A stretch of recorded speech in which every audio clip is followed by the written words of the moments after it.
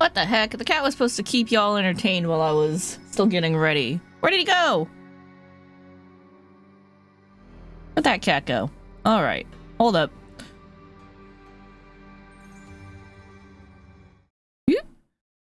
Oh. Hey, there we are. Hey, everybody, how's it going? Happy Saturday. Oh, I didn't hit save on this thing. Whoopsies. How's it going, everyone? Oh, the cat's back. I turned the cat cam off and he returns! As a cat does. Alright, there you go, Momo. Sit down, calm down. How's everyone doing this Saturday? Hope you guys are all having a great start to your weekend. Hey, 21 Snakes! Hey, Darjeelingling, you were telling me to pato the catto at the very beginning of the stream. What else did you put here? Hydrate and posture check. Okay. They're all things that we can reasonably do at the beginning of the stream, although it just... Camera, please. Like, we just started and you decided to crash. I know, Momo. Give me a hot second. There we go. There we go. We fixed it. We're fine. Everything's good. Hopefully that does not become a trend. That'd be weird, right? Alright, anyway. Hope y'all are doing well. Happy Pocky Day, by the way. You guys don't know Pocky. I got some Pocky. I'll eat one right now, in fact. We went shopping and I was like, oh yeah, it's Pocky Day. I should get some Pocky.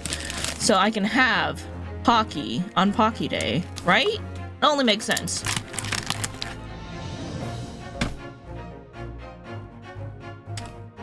Mama, you can't have any. This one has chocolate in it.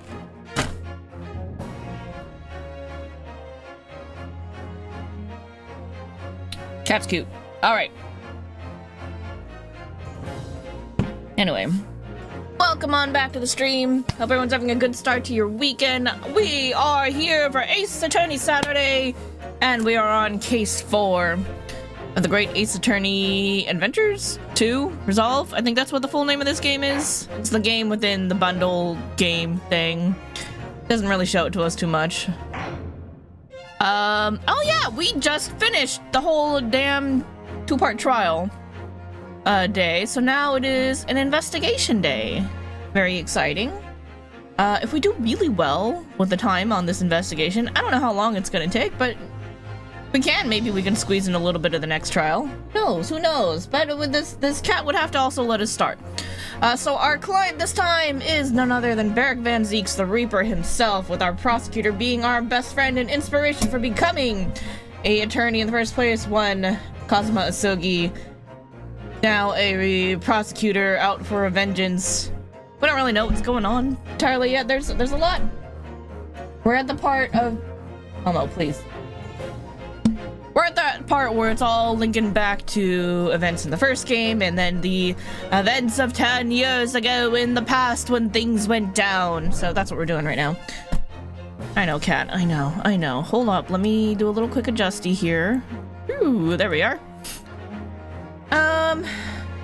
Yeah, we got a lot of info digging to do.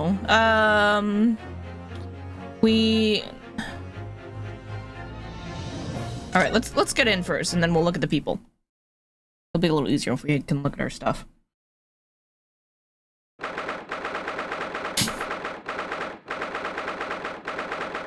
2nd of November, 3:38 p.m. Sholmes is sweet. We're gonna look at the court record here. Alright. So these dudes are visiting from Japan. She's now the detective inspector. Her husband was missing, which is him. He turned out to be this guy. Governor Barclay Prison. Yeah, so he was a chief warder before at the prison. And he has something to do with letting Kazuma's father go, supposedly, but he doesn't really remember it. So that's one mystery we have to unravel. He's dead. We don't know why he was murdered or by who. So that's of course, the big mystery here. Little sus. Right? She seems sus. He sells fireworks to kids, and then they make a loud bang sound, and the bang is what caused them to run in and investigate, the flat where Tobias Gregson was dead, which is where they found the Reaper standing over him because he... Well, And then there's these two fools. Who knows if they were gonna get anything more out of these two. They kind of played their part with their gag of being like, yeah, we saw the dude who was posing as an inspector, which turned out to be him. But without his makeup on. And his prosthetic lip, apparently. So, yeah.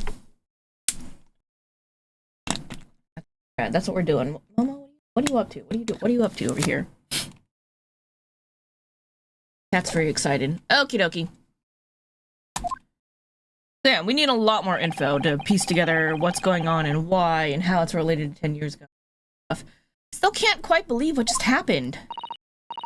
No, I inquired with the bailiff after the court session was adjourned, and it seems Mr. Vigil was taken to hospital to recover. Right. Yeah, he passed out because, like, he had some memory block and then started remembering things. Was like, ah, my head! Yeah, as tends to happen. Very common for amnesia tropes. 10 years ago now, Mr. Vigil attempted to commit suicide by jumping out of the window of the prison governor's office. But ever since then, he's completely blocked the memory of those events from his mind. Nobody knew his secret. Not his family, not even the man himself. But I forced it out into the open. Was it wrong of me? God damn it, cat. I'll be back. Was it wrong of me to do that? Did I overstep the mark, I wonder? Bruno! Oh, Iris, hello. We're miles away. Anyway, I brewed a fresh pot of soothing tea for you. Gotta love Iris's soothing tea. I also have some soothing tea. Today's blend is throat coat tea and this ginger peach, or is it honey peach? I don't remember. Some kind of peach tea that I found in the kitchen, so I put them together. Oh, thank you. You and Susie have had an exhausting day so far, haven't you? Oh! Thank you, Iris. How thoughtful of you. Do you happen to know where Mr. Sholmes is? When we came out of the courtroom back into the defendant's antechamber, he disappeared. Oh, no, I don't know. He just suddenly sprang to his feet and left. All he said was, I must leave. I wonder if he's pursuing the mystery of Inspector Gregson's death.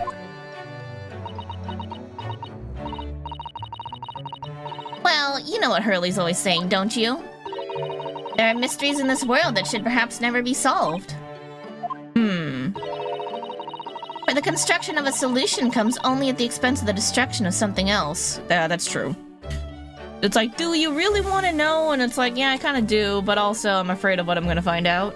What does that mean? He knows very well that when you open someone else's old wounds, you often open your own, too. He just can't take his own advice and leave well alone. Solving mysteries is too important to him. That's so true. Sometimes the truth is just what you need to set you free. But that's what I like about Hurley, after all. I suppose that's the lot of a great detective in some ways.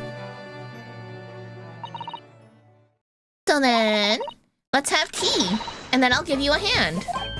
Oh, do you have time, Iris? Yeah, I finished this month's manuscript at last, with barely a day to spare before the deadline. Oh, I'm so looking forward to it.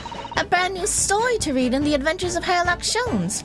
Okay, but don't we kind of live with the man, so like we kind of know what a lot of like was up to? I guess it's a different thing to like see what the embellishments and written flares are that she's gonna add. So maybe that adds to it and keeps the joy alive in reading about it. All right, okay, I'm in.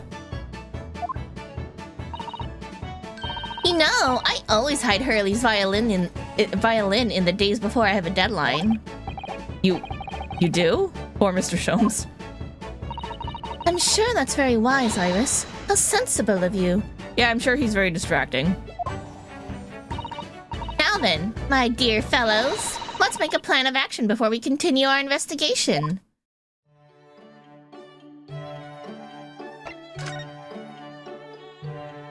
I don't think there's anything... Oh, let's look over here. My eye is always drawn to this big metal chest that Mr. Sholmes and Iris use as a coffee table. Isn't it where Iris keeps her very important papers? It is, so you'd think they'd treat it with more care, really. But only the other day I saw Mr. Sholmes kick it. Oh no! I suppose something must have been frustrating him. It's a shame to mistreat the furniture, though. Was it damaged? The chest was fine, but Mr. Sholmes was doubled up on the floor for almost 10 minutes. Oh, that recoil damage. Pretty bad. Dear, that's a painful tale. Hold up, let me move me. Covering the text. Boop.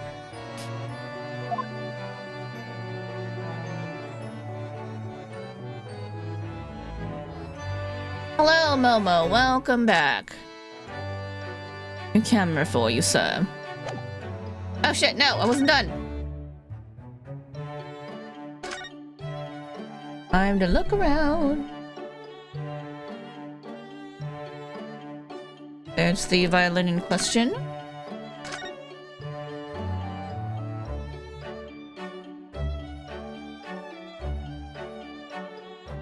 Making sure there's nothing new. I think we're good. Damn it. There we go. This morning's trial. So, how did it go in court this morning? Well, we still don't know the truth about what really happened, but one thing's increasingly clear. Lord Van Zeeks definitely didn't do it. I'm sure they're gonna find something to the contrary, though, that we're gonna have to dispute, but alright. Oh, goody! Yes, that's right. We managed to uncover several new facts as well. Oh, really? And there was another development too. Cosmo.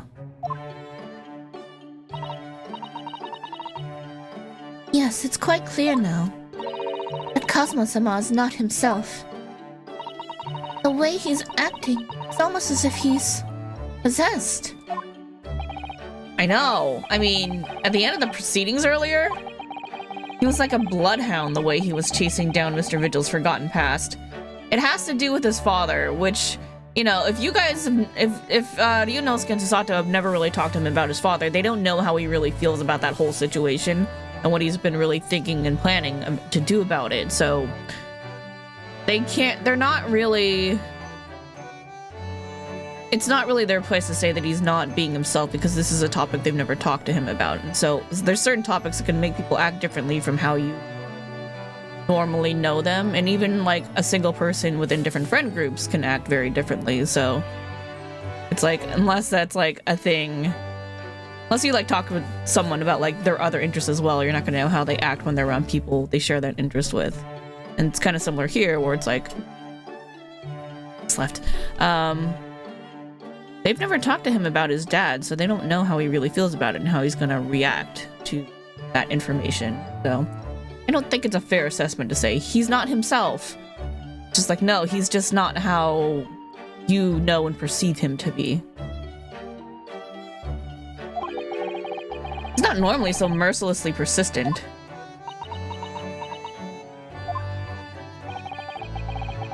What's going on in his head, I wonder?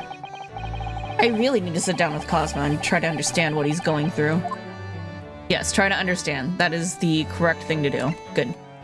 Good job, Ryunosuke. Alright, Reaper's innocence.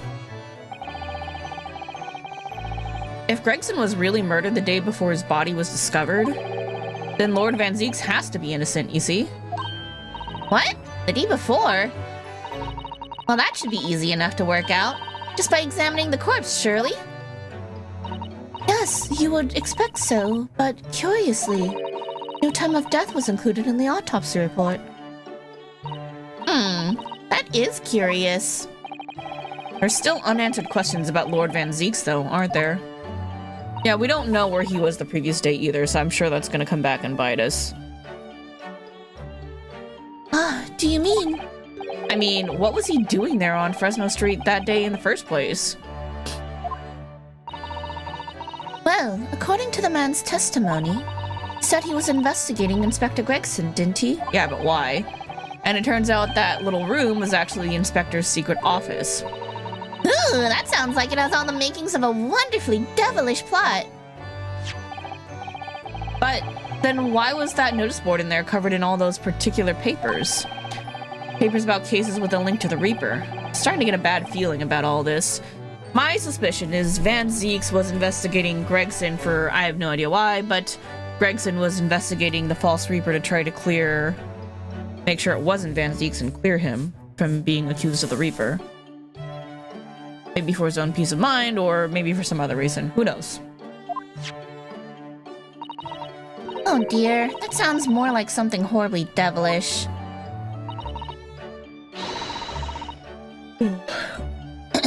We must start by looking into Inspector Gregson's movements of late.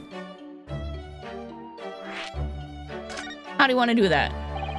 I never imagined I might have to be investigating an inspector's movements.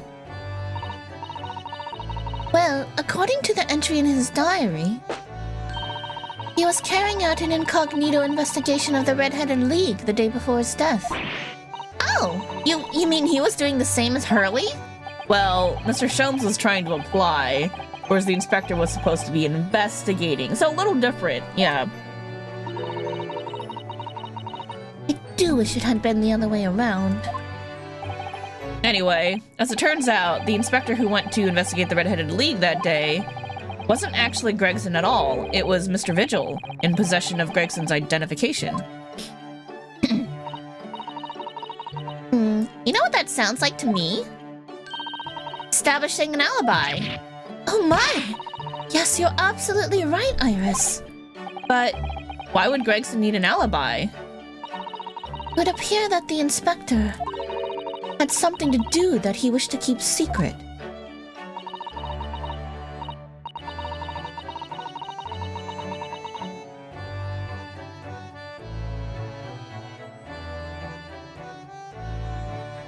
Sorry, I had to sneeze. I don't believe it. I always thought he was just a harmless lover of fish and chips. But perhaps they were seasoned with something a little more potent than salt and vinegar. Now I really want fish and chips. Is that weird? I think perhaps we should try to move away from food analogies. Well, anyway, if Lord Van Zeeks felt the need to investigate Gregson... Yes, I agree. We must try to find out what he knows. Alright, let's talk about Mr. Vigil. Vigil, you say?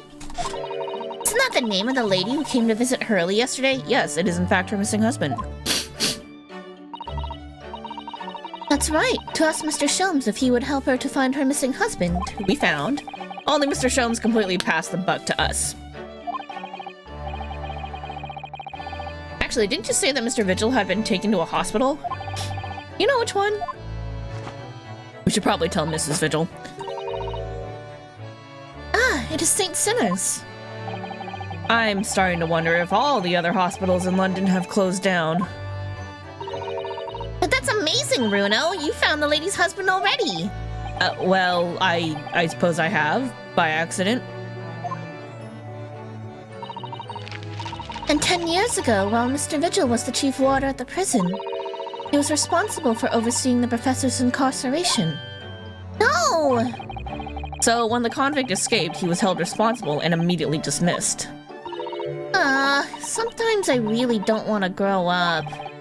There's more. For 10 years after that, while he was ostensibly working as a peddler, he also had another secret job. He was paid by Gregson to be a stand-in, to impersonate the inspector. To impersonate Gregsy? But why? I have absolutely no idea. Ginny was right. I'm starting to think all adults are up to no good now. Including you, Bruno. Hey! We're not fully grown up yet, I think. I haven't paid anyone to impersonate me. Phoenix didn't have to. That means he has ties to the professor and to Inspector Gregson, though. So I do think we ought to pay a visit to Mr. Vigil, don't you? Should we maybe also tell his wife that he's alive? She'll be very upset. Back to St. Sinner's, then.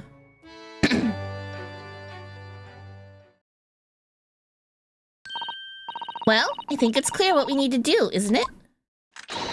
Let us investigate, my dear fellows. Oh, Iris! You're even more enthusiastic than usual today. Anyone has anything to hide, my special Wilson shooting iron will soon set them straight. That water pistol? Pit stuff full of a piping hot, extra special blend of mine. I'm quite sure it'll be very effective. I'd better be careful not to hide anything. Well, it feels a little strange that Mr. Sholmes is nowhere to be seen, but still, let's go and see what we can find out. Yes!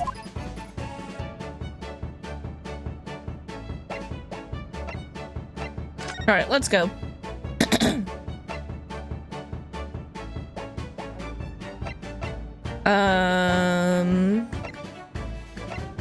Oh, yeah. We can't go to a couple places. The hotel and the governor's office are locked. Let's go to see the Lord Chief Justice then.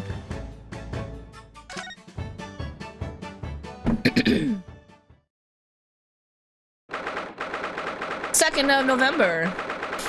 British Supreme Court. Lord Chief Justice's office.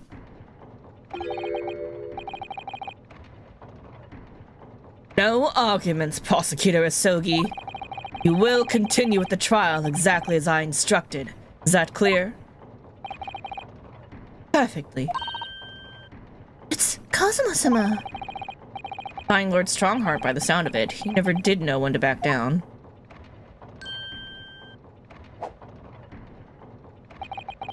On your way now, Asogi. My lord.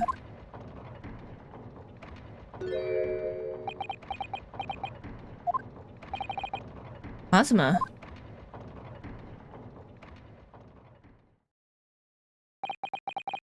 Left without saying a word.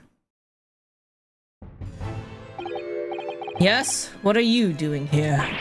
Oh, well, I was hoping to ask you a few questions if you wouldn't mind. I wanted Van Ziek's trial concluded today. But Prosecutor Asogi's unwelcome inquiries are going to make it take longer than necessary. Unwelcome inquiries? As a result, I'm losing even more precious time. Currently 2 hours, 55 minutes, and 41 seconds. 42, 43. We must resolve everything before 3 hours have passed, Mr. Naruhodo. In a miraculous not even 5 minutes? Anyway, I can't let the man's obvious bad mood put me off. Need information.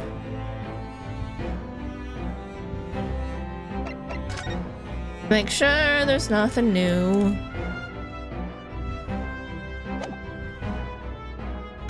Actually, just in case.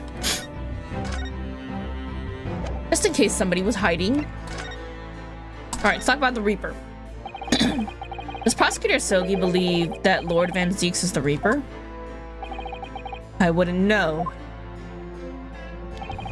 It was 10 years ago, in that fateful closed trial, that Lord Van Zieks made a name for himself among the judiciary. But the next trial he fought, he lost. It meant the ringleader of a criminal organization was acquitted, thanks to all the jurors being under duress. But that's awful! The man's freedom was short-lived. He lasted just 3 days. Yes, let me see. He died in a rock slide at his place of work, I believe. What? How? Correct. That was the inauguration of the Reaper of the Bailey. And people believed Lord Van Zieks was responsible? He was brought to trial himself, but it was shown to have been an accident. So he must have had a solid alibi then. Nevertheless, the mysterious deaths continued. In total, 16 persons perished in unusual circumstances, ostensibly at the hand of the Reaper.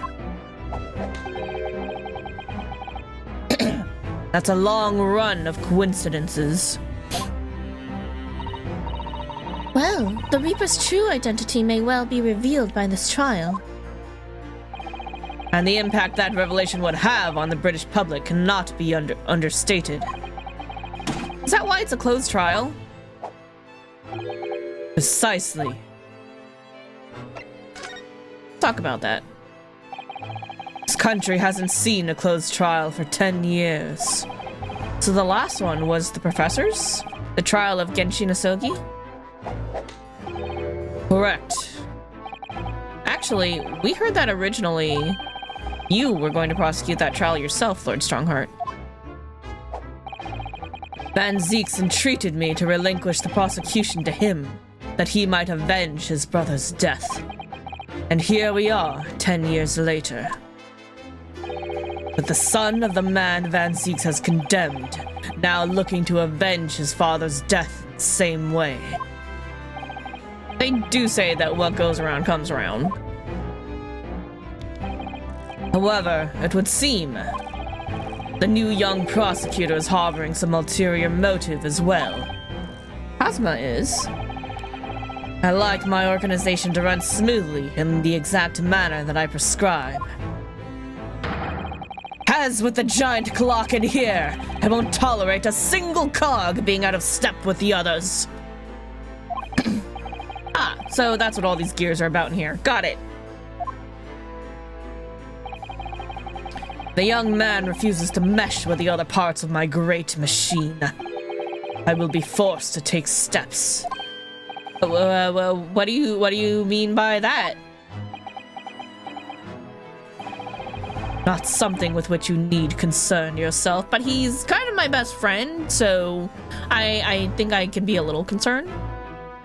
Paul?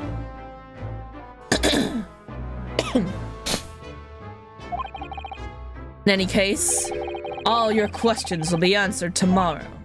Oh, okay.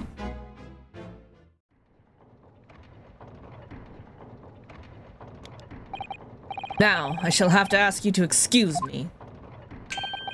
As of this moment, I've been delayed from attending my next meeting by precisely 3 hours. Oh my, that is a long time.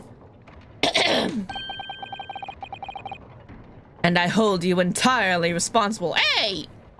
I'm only responsible for like the last 5 minutes. Even though we miraculously managed to fit everything into not even 5 minutes. I wonder if you might agree to us, talking with Prosecutor Asogi? Discussions between the defense and the prosecution outside of the courtroom are generally frowned upon. However, I will make an exception in this case. Now go and find him in his office.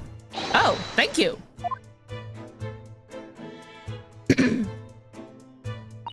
Let's go to see him at once, Mr. Donahodo. Cosmo's my best friend in the world, but I'm really not at all sure I know how to talk to him at the moment. Let's go find out.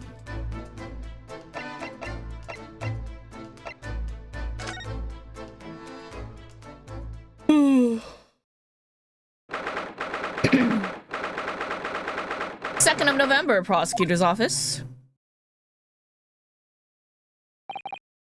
Oh, it's a little diorama of the murder scene. So this is the office of Prosecutor Asogi now, is it?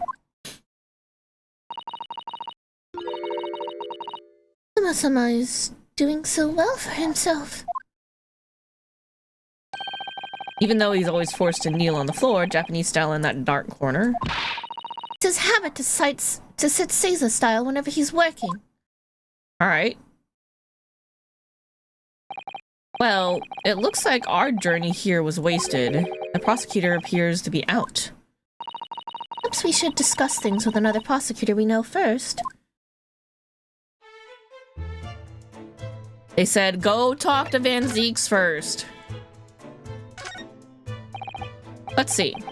What have we here? Sir Naruhodo, it would be very underhand to glean information from Cosmo-sama's office while he's absent. Huh? We should wait until he's here before we start nosing around. Oh, of course, yes. She doesn't take any nonsense when it comes to Cosma, does she?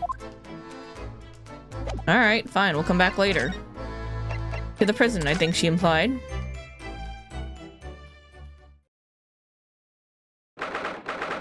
2nd of November. Local prison, cell 1. Lord Van Seeks is reading. Look. He doesn't seem like he wants visitors, does he? But he must have noticed that we're here, surely?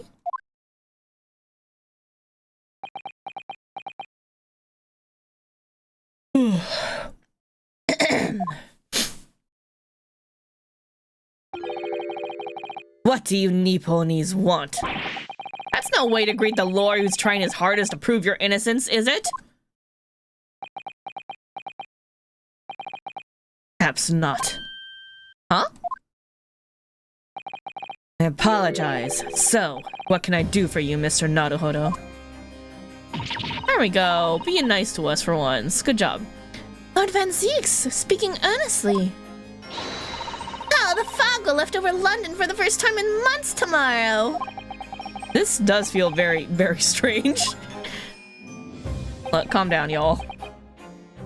Don't make it weird. I must say, I was impressed. Oh, well, thank you. Not by you, by your fellow Nipponese, the prosecutor friend. Oh, I see. Yes. It's sardonic, don't you think? For a man such as me, so loathing of the Nipponese, to be entirely at the mercy of the two of you. Suppose retribution for having played the part of the Reaper all these years. Played the part?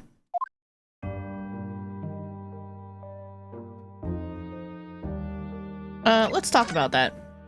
Reaper's identity. You once told me that you gladly allowed people to believe you were the Reaper, because it helped reduce the amount of serious crime that took place in London. Keeping quiet and playing the part benefits the cause, a cause I myself am committed to pursuing. And why would I choose to say anything? But the henchman of a criminal killed by the Reaper attacked you only the other day. And that was just the most recent of many attempts on your life, wasn't it? Someone is clearly profiting from your silence about all this. Someone is using you. Believe me, ever since the Reaper first appeared, I've been doing my utmost to expose him. Or rather, expose the organization. It's a whole organization. I mean, it would kind of have to be. This would be really hard to pull off from a single person, I would think. It's inconceivable that all those accidents were orchestrated by one man.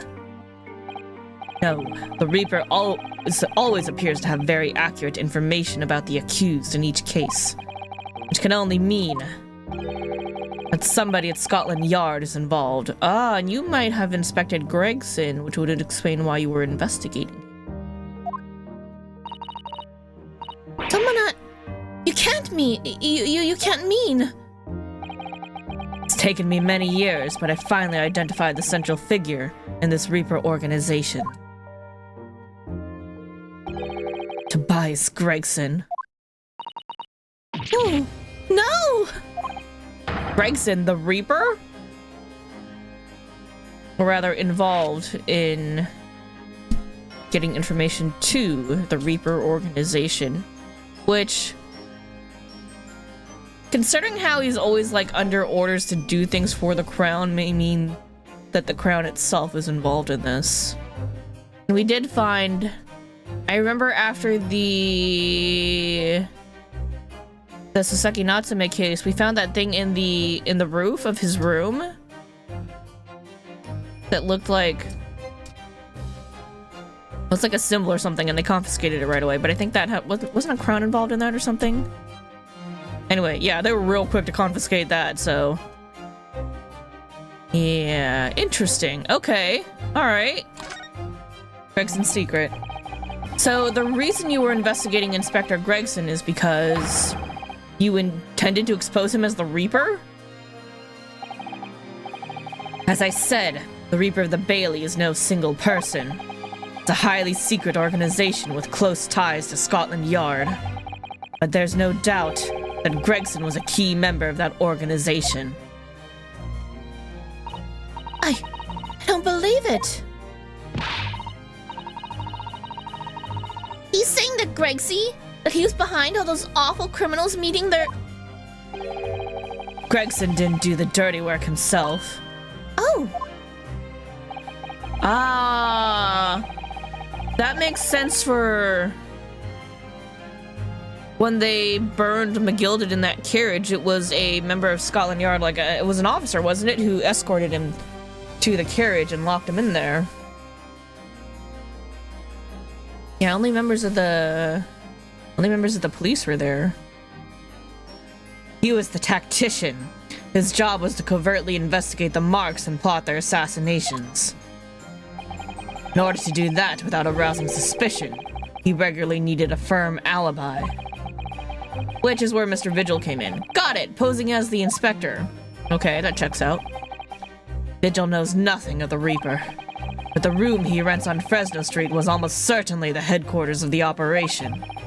Gregson would have met the assassin there for briefings.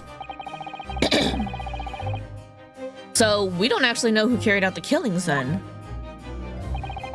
Actually, I do have a name.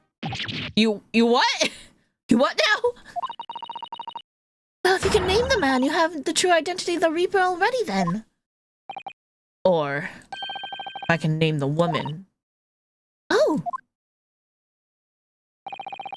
She's a young woman by the name of Asashin. Huh? Wait, what? Sheen!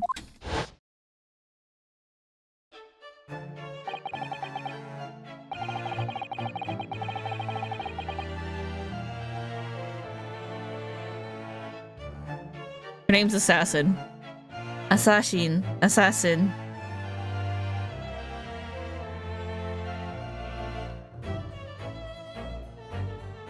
God damn it, Capcom. Miss Asashin, the true name of a terrifying killer I know only too well.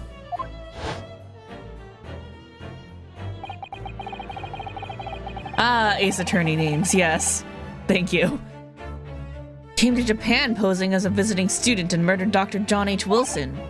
Then, just when it seemed that diplomatic protection would help her escape Japan and conviction, the mysterious woman was herself murdered in a small summer beach hut. And that woman was actually the Reaper the Bailey?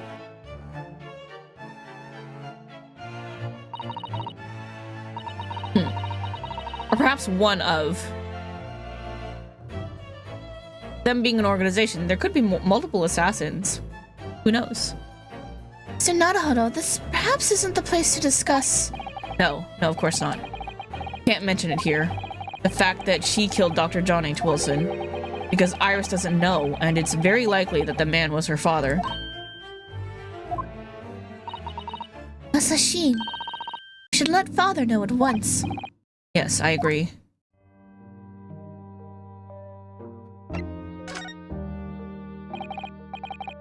Kazuma, is it? Kazuma, isn't it? Kazuma Sogi. You say he's a friend of yours? My best friend. He's the whole reason I got to come to Britain. It was all on his merits. I have nothing but respect for him. Yes, I understand that only the very best students are selected for such opportunities. I had a fine demonstration of how sharp he is in the proceedings earlier today. Missed nothing. In fact, his flawless performance very much reminded me of his father. Genshin Asogi, the professor. It's true that the aristocracy at the time was the root of numerous grave societal problems. They were abusing their power, playing with the common man as pawns in politics, in economics, war. In many ways, Asogi was carving out a canker from society that we British couldn't deal with ourselves. I see. That's precisely why it makes no sense. Clint Van Zeeks was a noble and upstanding man. He wasn't corrupt. That you are aware of, but usually everybody has their secrets, so he could have been involved in something that you were unaware of. Like maybe the precursor to this Reaper thing. Why did the damn Nipponese have to go and take my brother's life? spite of having once saved mine. He saved your life? How did that happen? Let's talk about that. It was 10 years ago, on a foggy night. What was to be the professor's final strike had sent a wave of panic through the capital. Though Clint Van Zieks had already been killed at this point then. Genshin and I were walking down some back streets at a late hour. Of course, at that point I had no idea of the true nature of the man at my side. All of a sudden... Don't make a peep, you're coming with us! We're surrounded. All of our assailants were armed with pistols, their faces obscured by scars. Clint was not only from noble heritage, he was a brilliant prosecutor as well. The scum of London hated the sight of him. He had no sympathy for his younger brother either. And targeted several times before already. Yeah, it's Van Zieks, all right. We got him. I could hear them murmuring amongst themselves. I knew they were after me. But just when I thought my time had come. If I let them kill you, Clint would never forgive me. It was a Sogi's voice, just a whisper in my ear.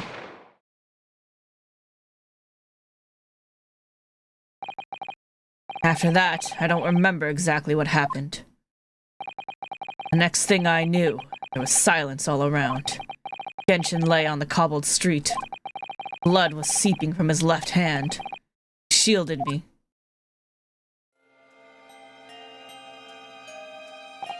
Two days later, they arrested him, on suspicion of being London's most notorious mass murderer ever, Professor. How awful for you. All at once, I lost the brother I revered, the foreign friend I held in such high regard. So sorry, Lord Van Zieks.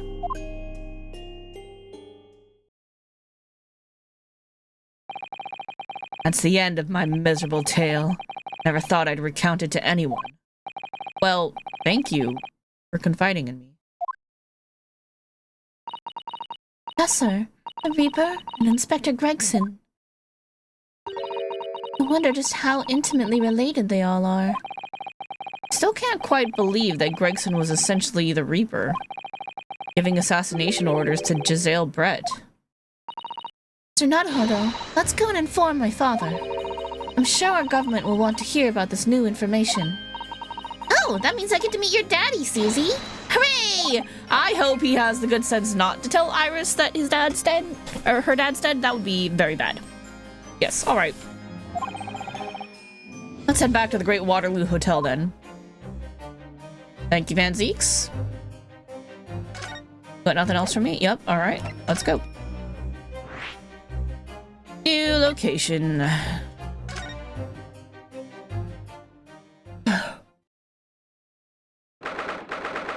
2nd of November, Great Waterloo Hotel. Foyer. I thought it yesterday, and I think it again today. This place is so princely. It's a wild guess, but I have a feeling you'll think the same tomorrow, too. My tea has a finer fragrance than whatever they're serving in the tea room here, though, wouldn't you say? Ah, look what we have here. This is an unexpected pleasure.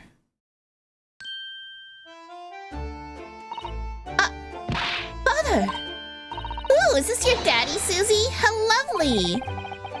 A charming young lady, and you are? Ah, really? So you're the author of The Adventures of Erlock Sholmes, are you? That's me, Iris Wilson, at your service, sir. Susie's been such a wonderful friend to me over the last year, you know. Oh, well, Miss Wilson, I must say I read your work regularly and with much interest. Iris actually also lives with Mr. Sholmes, you know, Father. That's so. Well, perhaps that gives some way to explaining that bright look in your eyes.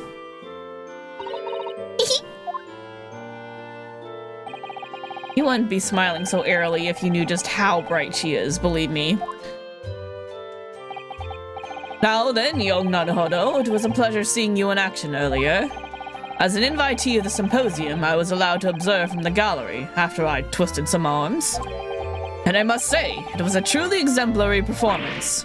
Oh, thank you very much. Although I'm fairly sure you omitted by Kazuma on the end there. No, please don't misunderstand. It was you who impressed me. Really? He didn't miss a step against Asogi, and we all know how capable he is. Really, to have matured into such a fine defense lawyer in less than a year is quite extraordinary. It's very kind of you to say so. And really nice to hear. Hassan Court today confirmed what I'd been hoping for. Favor I mentioned yesterday, Naruhodo. I trust you haven't forgotten? Oh, no, you did mention something, didn't you? I totally forgot. But first, we have something to report, Father. Of course. Shall we take tea while we discuss matters further? Maybe not wanting to discuss this in public, though, the identity of the Reaper and, like, the whole criminal organization thing. I feel like this is not a conversation to be had in public. I wonder where Judge Jigoku has got to. We're just gonna stand it around in a hotel lobby and talk about this. Okay.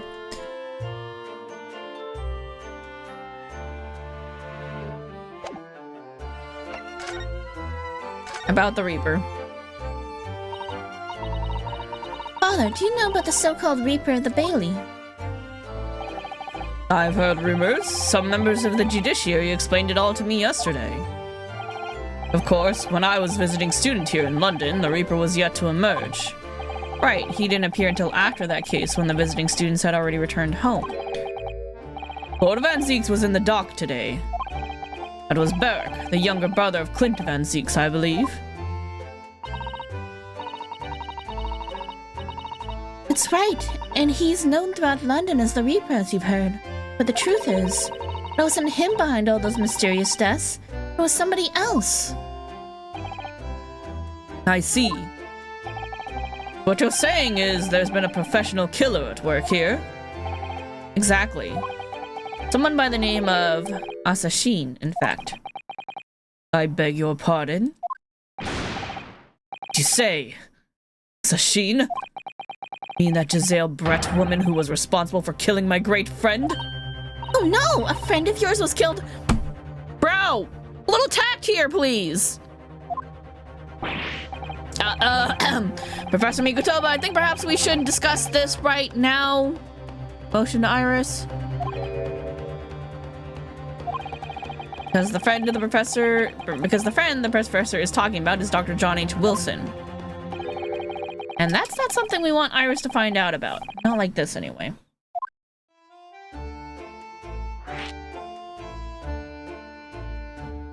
Alright, we're just gonna talk about Dr. Wilson's death right here. I've just remembered something. Biscuits! This hotel has the most delicious looking biscuits. That was rather out of the blue. He's doing this deliberately. I think I'll go and see if I can purchase some. I wonder, would you like to come too, Iris? Oh, yes! You just try to leave me behind. Good one, Sasato, thank you. That young girl. Called Iris Wilson, is she? Yes, that's right. And she's the author of all those adventure stories starring the great detective Sholmes. But the name of the credited author isn't Iris, is it? It's Dr. John H. Wilson. Yeah, I know. That's the name of her father, you see. Her father! Dr. John H. Wilson. I was deeply indebted to the man for all the kindness he showed me during my time in London. That's why I was keen to reciprocate and invite him to the Imperial Yume University 4 years ago. But he was murdered last year by Giselle Brett. Why? Why would the hand of the Reaper stretch all the way to Japan? Iris knows nothing about that case, but it seems very likely that the victim, Dr. Wilson, was her father. Well, I can't say that we ever spoke about his family, so I don't know if he had a daughter or not. But I think I can say with some certainty, he was never the great detective's partner. So it could have been another Dr. Wilson, you think?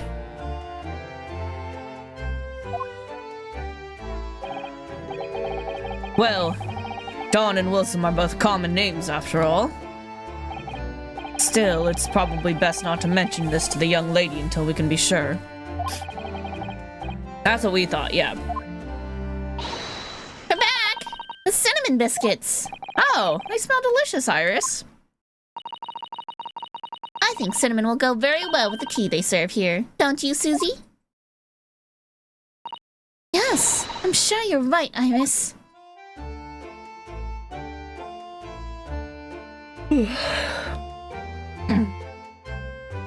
Alright, let's talk about Judge Jigoku.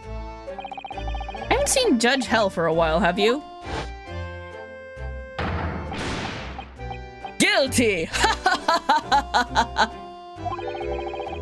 But that guilty is still ringing in my ears.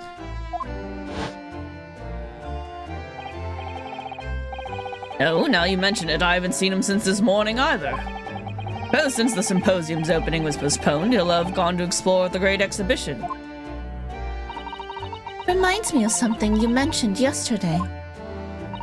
About Judge Jigoku having once been in the dock himself? Ah, yes, it was all tied up with that accursed trial. The closed trial of Cosmo's father.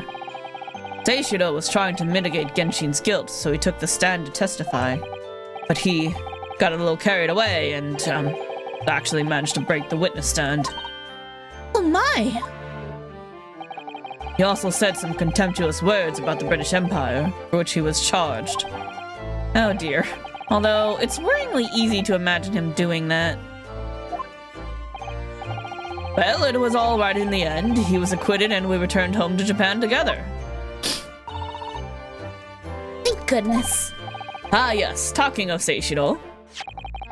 I have a copy of the photograph we all took together here yesterday. Please. Oh, very nice. Thank you. Look how nervous Yunosuke looks. Oh, what a lovely picture. Certainly seems to shout, "We've arrived in Britain!" Remember the photo? Photograph taken in the foyer of the Great Waterloo Hotel on the morning of Professor Mikotoba and Judge Jigoku's arrival in London for the symposium. None of us had any idea what was coming when we took that, did we? Hold up. The giant case may come in handy. They have these symbols on their ties. I don't know if this is gonna mean anything, but okay. No, that's so true. Let's talk about the favor. So, you mentioned a favor that you'd like to ask me. Well, this fateful trial that you're fighting, one way or another it will be over before long. And when it is, I'd like you to accompany me back to Japan. You want me to do... What? Father, what's the meaning of this? Now, Sasato, you should understand. You've seen how our courts work firsthand. Japan's judicial system is in its infancy, especially when it comes to defense. Oh, you mean... The Supreme Court of Judicature is in desperate need of a good defense lawyer. As soon as possible. Really quite urgently, in fact. But I've not even been in London a year yet. I'm still learning. I've read all of Susato's reports. I'm well aware of your extraordinary talents. And having seen you in action with my own eyes earlier today, there's no question. You, Naruhodo, are precisely the man our country needs. That's a great honor, actually. So, be leaving then, Runo? Then, what am I supposed to do, Father? You came here to serve as Asogi's judicial assistant? Oh, yeah, she's supposed to be Kazuma's assistant. Our government is still in the process of deciding how best to deal with this situation, though. You've always chosen your own path, Susato, and I trust your judgment. In this matter also. Father! Please, the pair of you, don't look so downcast. Merely a suggestion, you understand. I hope, if I'm honest, but I won't force you. All I ask is that you consider it and come to a decision by the time this trial concludes. That's not a lot of time, though.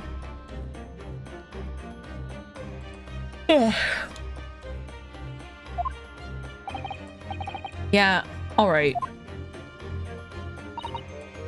You won't leave, will you, Runo?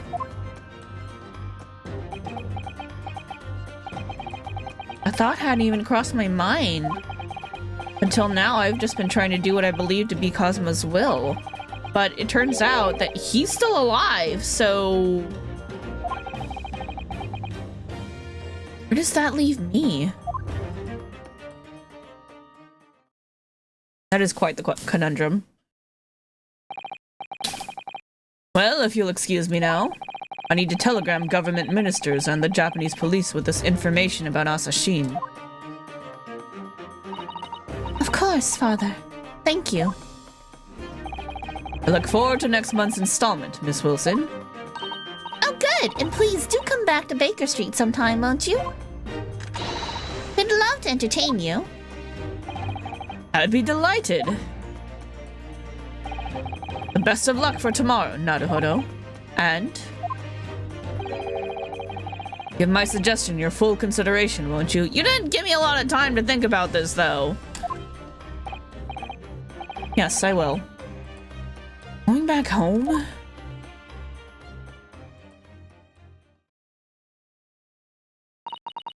You know, Kazuma-sama has always meant a great deal to my father. Sure, he'd love the chance to meet with him and talk to him about all of this. Yeah, no doubt. Machine. Of course, it's so obvious. With Shelms, okay. Asashin. Of course, it's so obvious. How could I have neglected to consider the possibility before now? Mr. Sholmes! Really? Where have you been? I had joined you off a day, of course. What an extraordinary question. I didn't notice you at all. No matter, no matter. Anyway, to more pressing concerns, Mr. Naruhodo. Oh, yes? Must dispatch a telegram to your country at once. It is a matter of much urgency. To Japan, you mean? Tell me, to whom can I entrust the task? Quickly now, who? Well... My father has just now left to send a telegram to the Imperial Police Bureau of Japan himself. I see. Well, you looked reliable enough for a bearded fellow. Rude? I don't think what father sports could be considered a beard, Mr. Sholmes. There's not a moment to lose. Kindly ask your trustly unshaven father to see this is sent.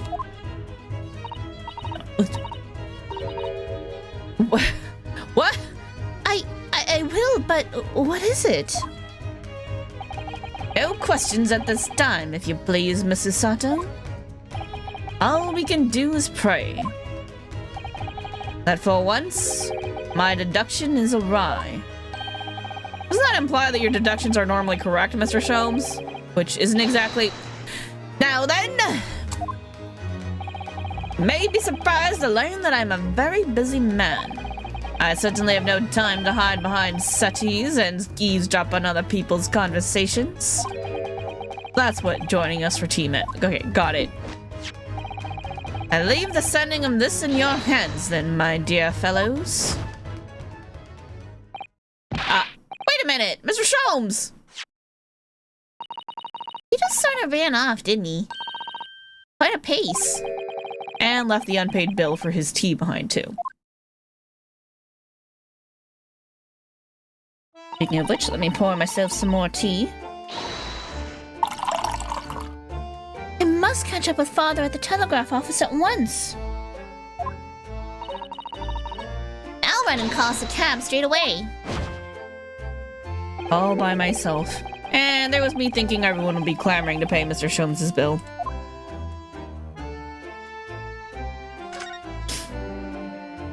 Yeah, alright. Let's go. Oops, that's not where I meant to go. Alright, wrong place. Fresno Street room. Let's take a look. 2nd of November, room on Fresno Street.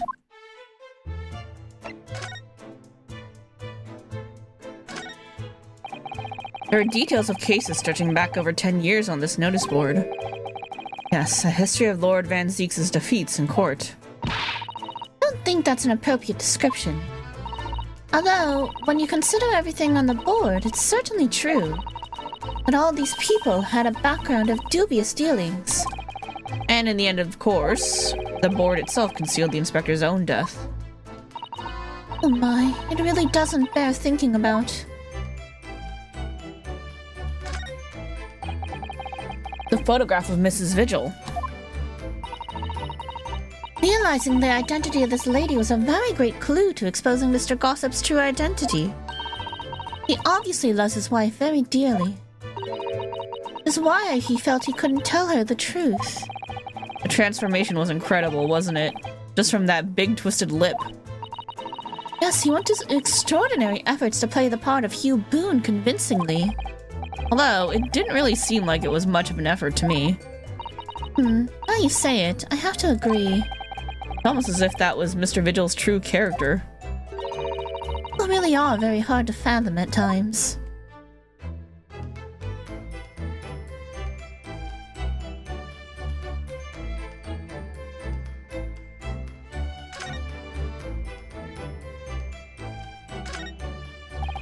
I never have imagined that this little figurine would turn out to be a watch-winding key.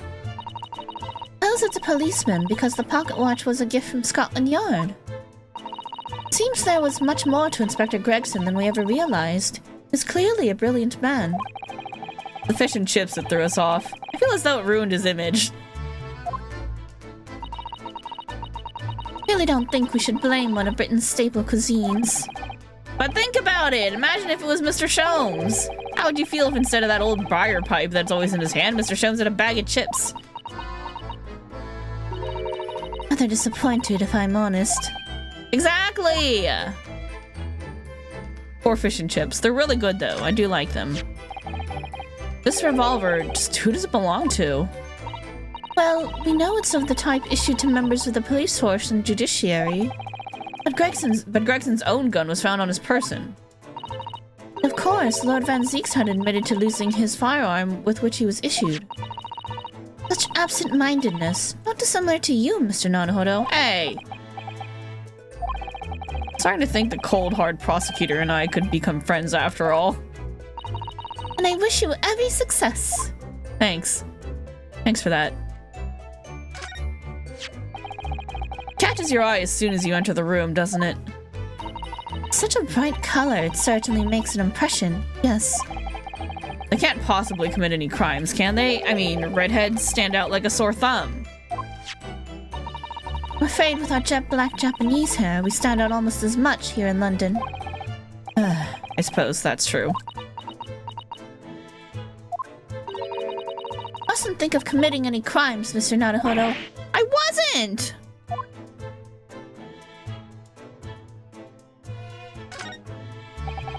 Turns out that Gregson didn't actually die in here at all. Where on earth could he have been killed? Well, one way or another, we must find out, for the inspector's sake.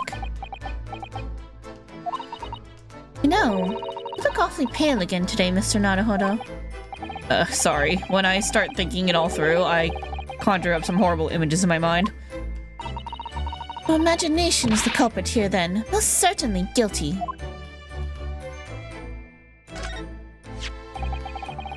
Using a candle as a timer device? Very ingenious, I must say. Yes, the culprit arranged it so the firecracker would be set off at 5 o'clock and then left. So that a loud bang was heard at precisely the moment Lord Van Zeeks arrived, yeah. If only he hadn't picked up that gun from the floor. Something you probably told yourself once upon a time, I imagine. Low blow. Yeah, I've learned that lesson by bitter experience. I would have turned and run a mile for sure. It may not have done you any favors either. Look. Maybe.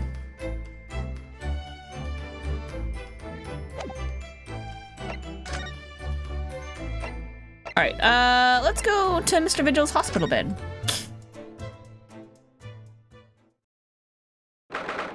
Second of November, St. Sinners Hospital. Ward 3. This is the ward where Mr. Vigil was brought, apparently. To be frank, I'm a little worried about seeing him again. Ah, the lawyer. Hello again. Are you feeling better now, Mr. Vigil? Yes, thank you. Somewhat better. I'm so sorry to have caused you to... I mean, it was because of me.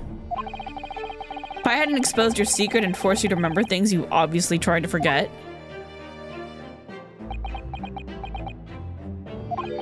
The prosecutor was here until a few moments ago, too. You just missed him. Oh! Cosma beat us to it. He said much the same as you. He was very apologetic. But the truth is, I brought all this upon myself. Please don't think like that. Keeping it from Evie, my wife, all these years, I've carried such a sense of guilt. But that's not the worst of it. Over time, I obviously came to deceive myself as well. You mean about your dismissal? Looking back now, I'm beginning to think that perhaps Inspector Gregson didn't stumble across me by accident at all. I mean, he compensated me so generously for acting as a stand-in. He was clearly concerned for my well-being and doing what he could to help. So perhaps Gregson knew exactly what had become of Mr. Vigil all along then. I'm sure this is just desserts for... That's the wrong... that says deserts, not desserts. I'm sure this is just deserts for 10 years of lies and deception, but... It wasn't me that helped the professor escape 10 years ago. It wasn't me. I swear it. I swear it's true. Oh, Mr. Vigil. I'm sure you'd rather not dredge up even more from your past at this time, but... if possible, could you tell us exactly what really happened? I want to. I need to get all of this off my chest. I just want someone to tell me what I should have done.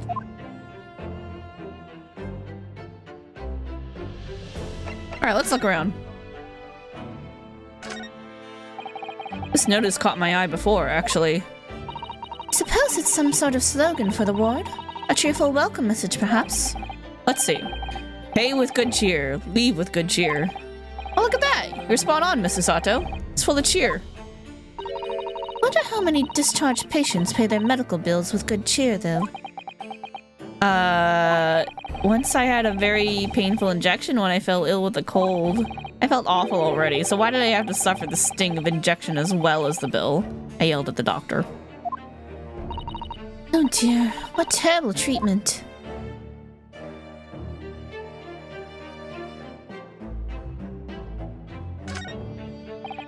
These must be the patient's treatment notes.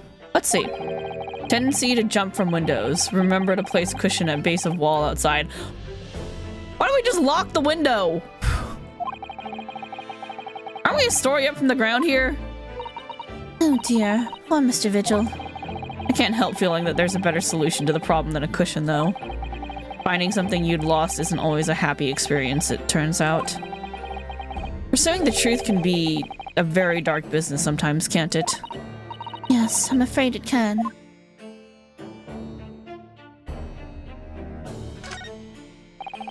There are all sorts of medicines in this cabinet. Look. I'm not sure if it's safe leaving them in reach of everyone like this. Yes, you're right. I can imagine if you were peckish, you might try some of the pills. Well, at least there seems to be a little lock to secure the cabinet doors. I don't imagine that would stop you if you were hungry. I worry that you'd break the lock. Hunger doesn't turn me into a criminal, you know, Mrs. Sato. She always thinks the worst of us. It's very sad.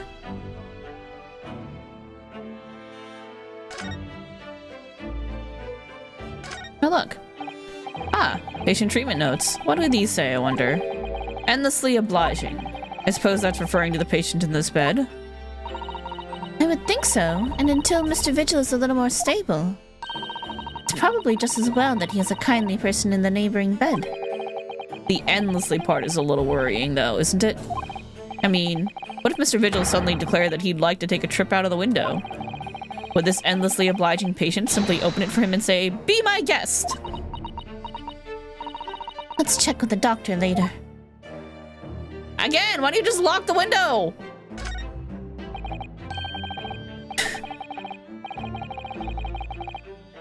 Ah, look, a pair of crutches. Before we came to Britain, I hadn't realized they were used here as well. I imagine they were imported into Japan from Great Britain in the first place. Oh, so no one in all of Japan broke a leg before their arrival. We just didn't use. They just probably didn't use crutches back then. Not like designed like these. Anyway, the sight of these things doesn't bring back good memories for me. Oh dear, did you injure yourself once and need to use some? When I was little, I thought they looked fun, so I borrowed a pair to play with, but then I slipped and sprained my ankle. I see. They contain powerful magic, these wooden staves. The power to heal and the power to harm. I think a certain cheeky little boy managed to cause the harm all by himself.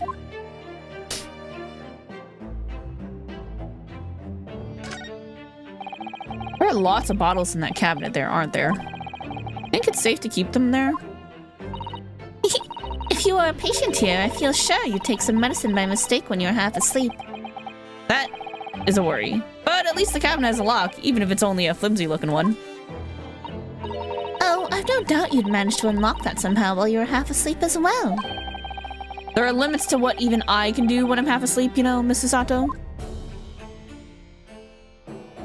Always thinking the worst of us, just doesn't trust us. Alright, now we'll talk to Mr. Vigil. Gregson's request.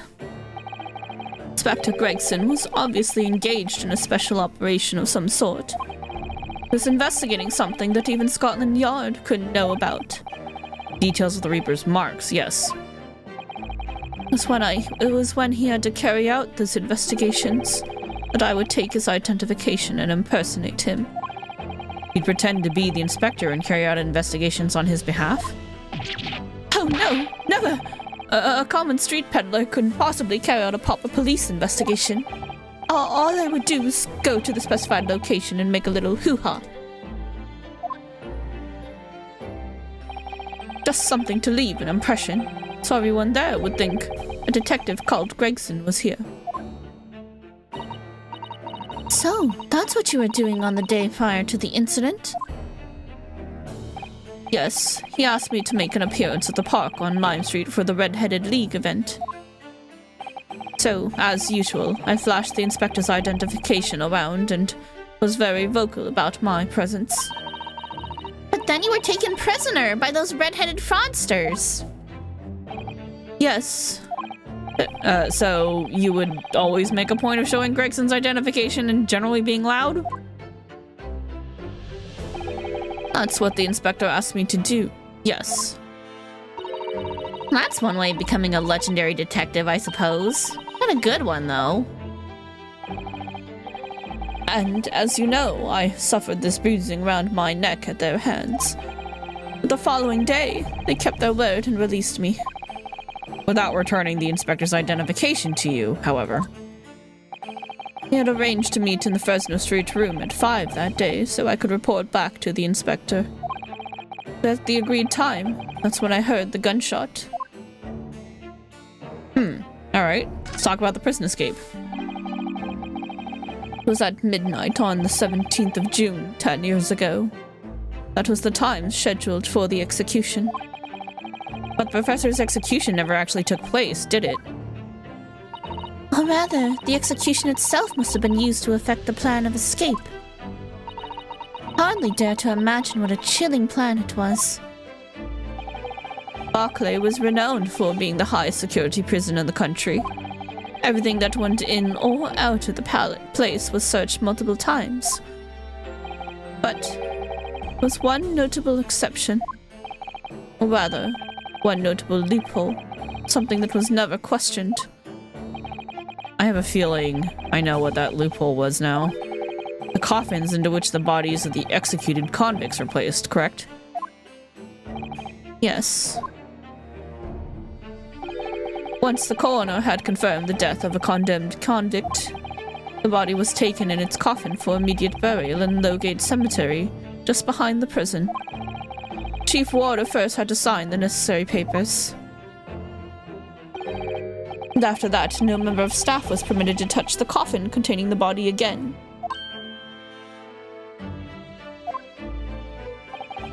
When executions took place, only the executioner and the coroner were permitted inside the chamber.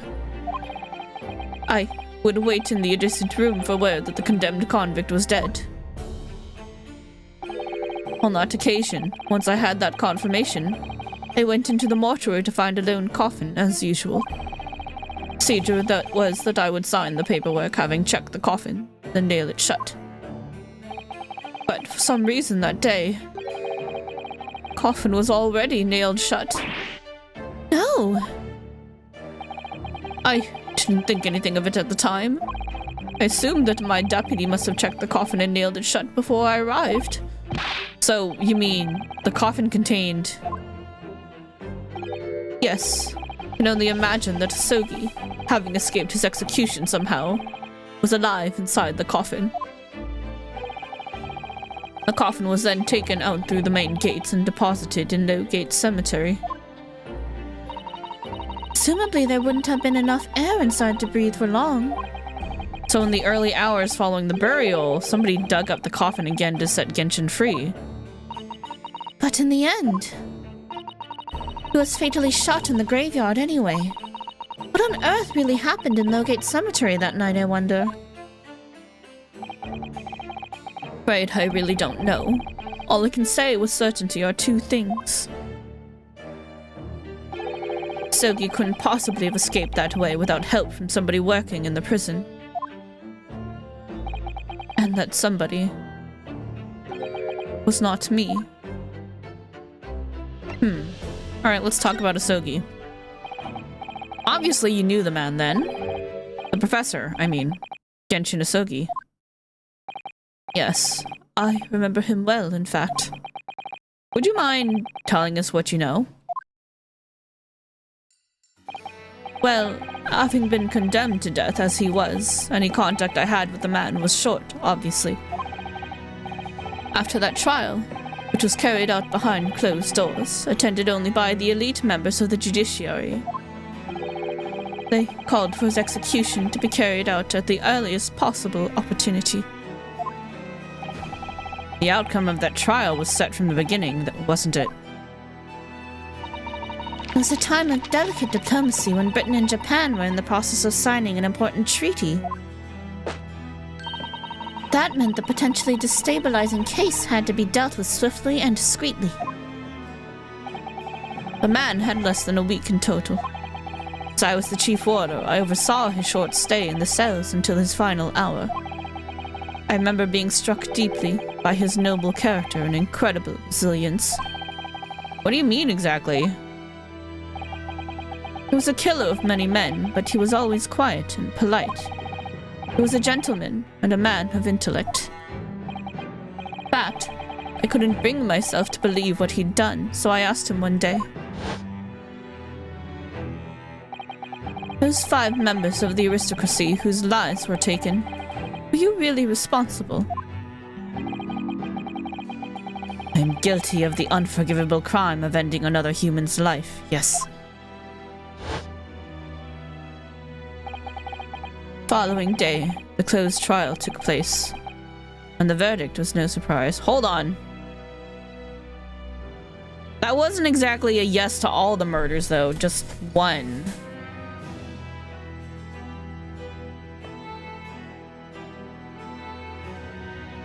Wild theory. Wild out there theory. What if Asogi was trying to stop, like, whoever the beginnings of the Reaper was, and then Clint was involved secretly in the beginnings of the Reaper organization, along with Gregson? Wild theory, I know. But we'll see. We're just throwing it out there. It's a thought. Guilty. That night, when he was brought back to his cell, I saw something.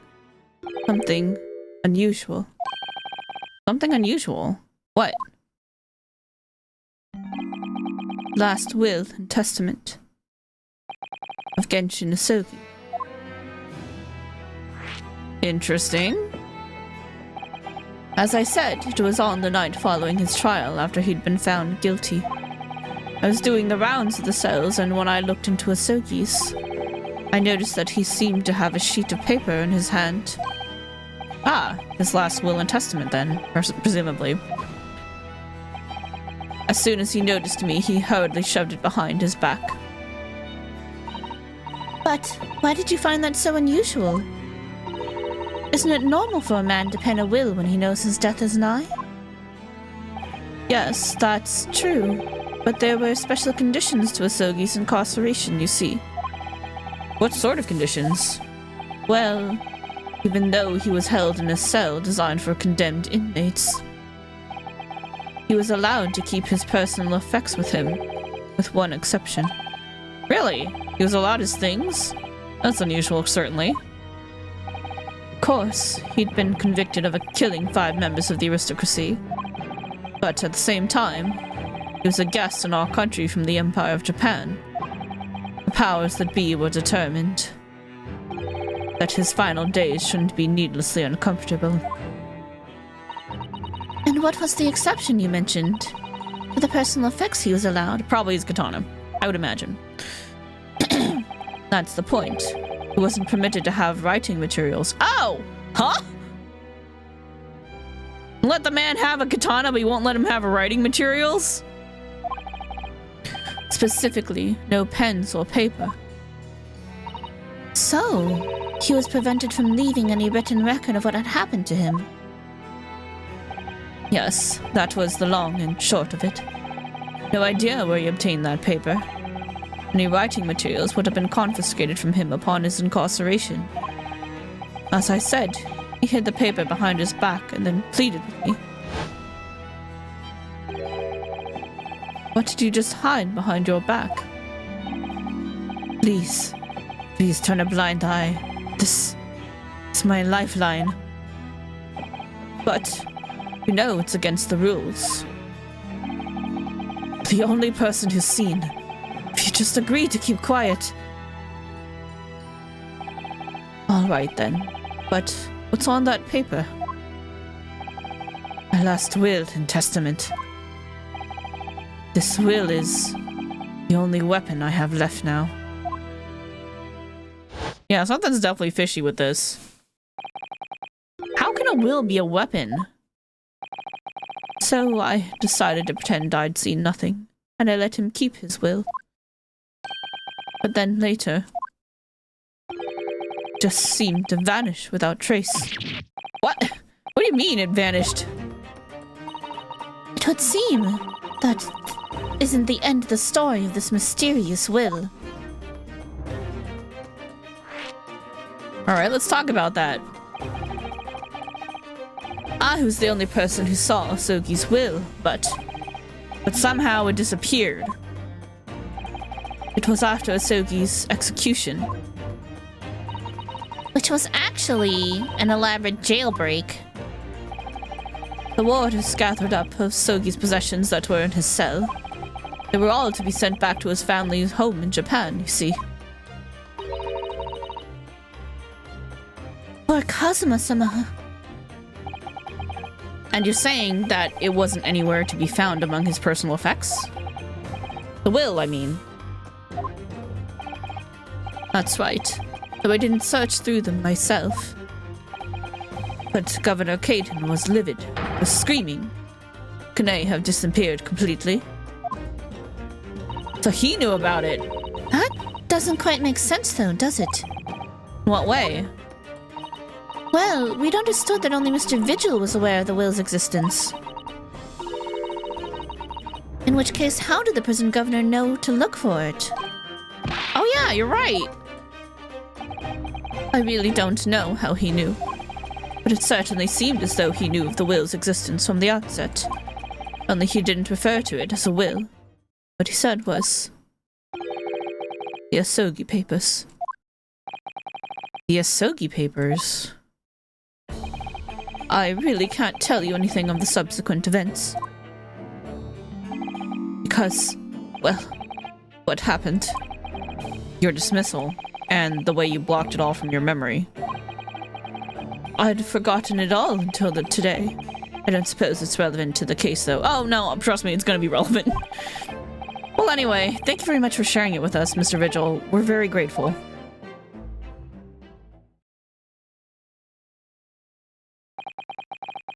I'm afraid there's really little more I can tell you. My wife, Evie, will be here shortly, so I do hope I don't appear rude, but... No, not at all. Thank you again. But what will become of you now? Well, impersonating a police officer is a criminal offense, of course. I imagine that once I'm fully recovered, I shall be arrested. But it was under the request of the police, so... that's not fair.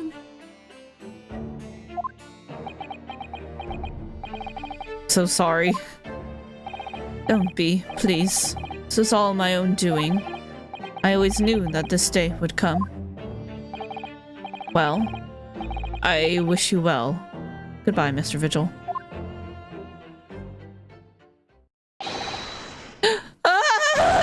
Before you go, there's just one thing. Oh, yes? The Asogi Papers. I'd be very grateful if you'd make no mention of the things I told you about them. Presumably for some good reason. My understanding that their very existence is a closely guarded secret. It became known that I'd remembered. Well, could be rather troublesome, I think. He doesn't want to die. Got it. Okay, I got you, dude. I didn't hear it from you. I understand. Some sort of will that Genshin Asogi penned just before his death, which the man himself claimed was his last weapon. I wonder, perhaps it had something to do with his plan to escape. If there's anyone who might know more about a document that Cosmo's father left behind. It would be Mr. Vigil's governor. And we know precisely where we must go. Back to Barclay Prison. This poor man.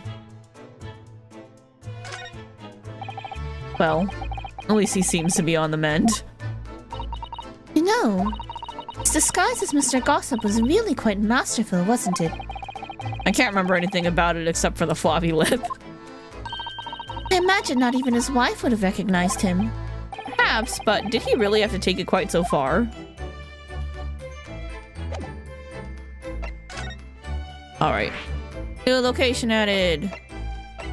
To the prison then.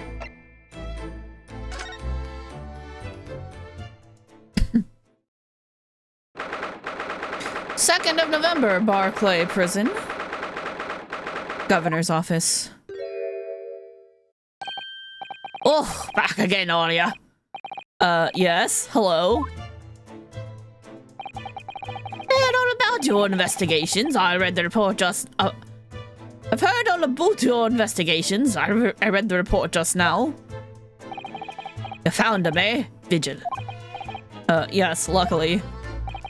Well, anywho, the laddie doesn't work here no more, so your case is not to do with Barclay.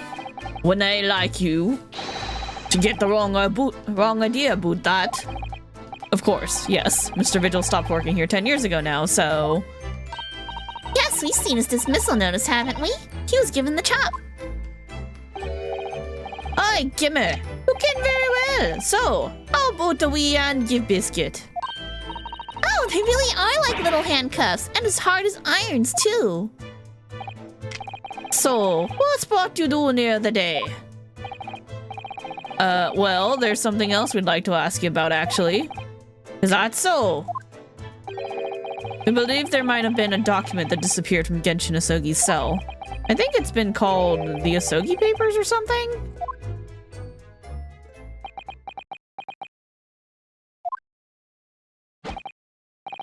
Did I not say Gregson's death has naught to do with things that might have happened to Barclay? Leave the past in the past, laddie. Let's not footer about with relevant details. His expressions changed completely. We're clearly onto something here.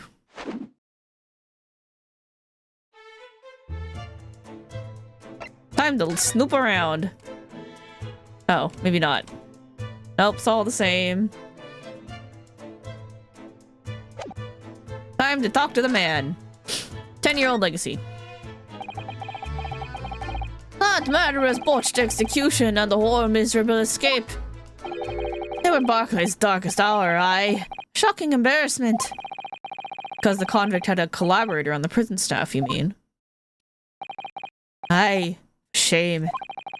Coroner who confirmed the death of the man after his execution, Courtney Seath, and my chief warder at the time, Vigil, was in charge of the whole affair. Mr. Vigil says he didn't know anything about it. Ah, rascal when they say otherwise, eh? More handcuffs? Oh, how could I say no? You can never have too much iron in your diet. You can, but it takes a bit to get there. And Mr. Vigil was handed his dismissal notice as a result of what had happened. He was so despairing he jumped out of your office window, didn't he? What did I like to say, but that's just Vigil trying to get out of it. You don't think he would have jumped from the shock of his crimes being exposed, eh? I do. You would nay say otherwise, though, would you? Of course, I can shun all responsibility myself. I should nay have let him deceive me. Actually, there's barely anybody that kens what went on at the time now. Well, Gregson hadn't been murdered and Dr. Sith forbidden from having any visitors. No visitors. Someone obviously doesn't want her giving anything away. Well, we're not going home empty-handed. And I would not dream of sending you packing would not, Kimmer. Here, take a handcuff or two. Oh, well, it would be rude to say no. Wouldn't want to become anemic. I suppose if there's anybody who might still ken about what happened back then. Be that last from the forensic division, Maria Gori.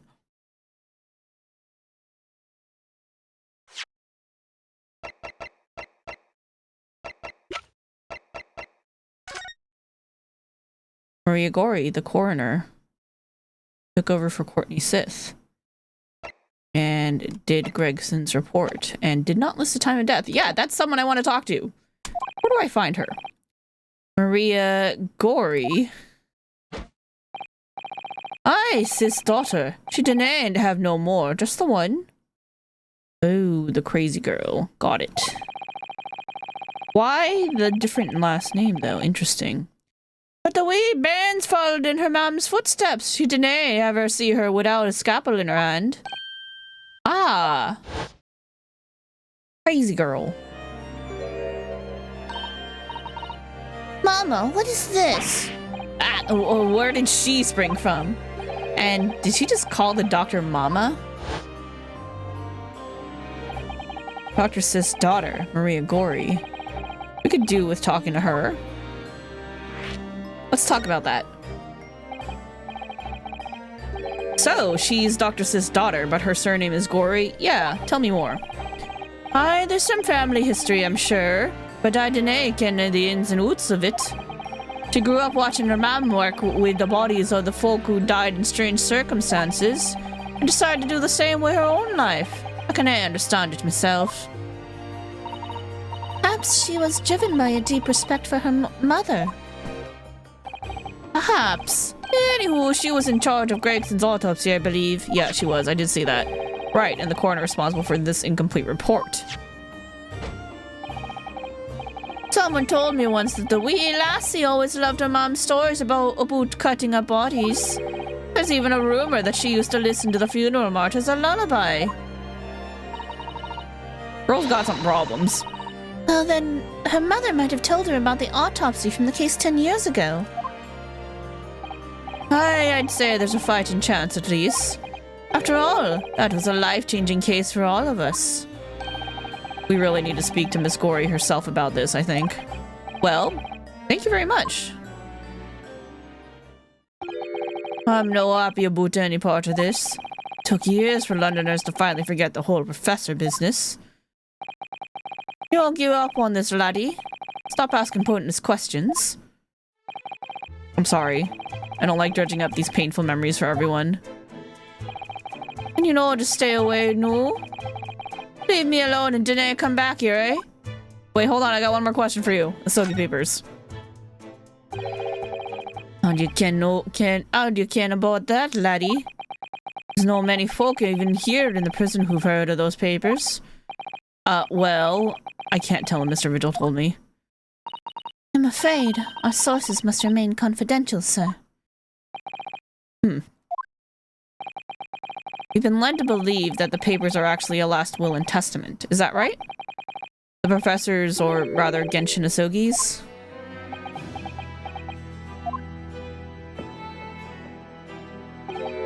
Aye, that's right. You're well informed, Jimmy. Oh, is that the end of the silent treatment? But then after the convict's execution, it mysteriously vanished from his cell, didn't it? Havers no! You're all fond half cock there. I think you didn't get your facts straight. It was there in the cell, exactly where it should have been. Oh, not what we heard elsewhere. Let me just have a wee hook around in here. Sure, I can find it.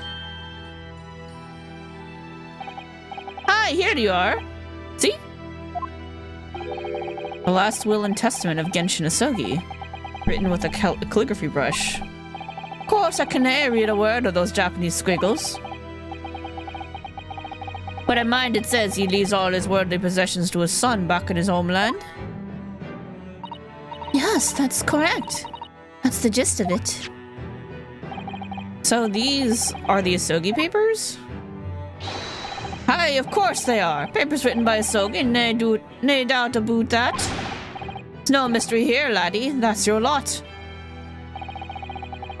After all the stramash show that slayster of an execution, we sent the man's possessions back to his clan in Japan, and that was the end of it.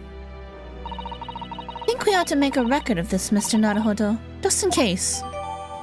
Last will and testament of Genshin Asogi that Mr. Vigil claims disappeared after the convict's execution.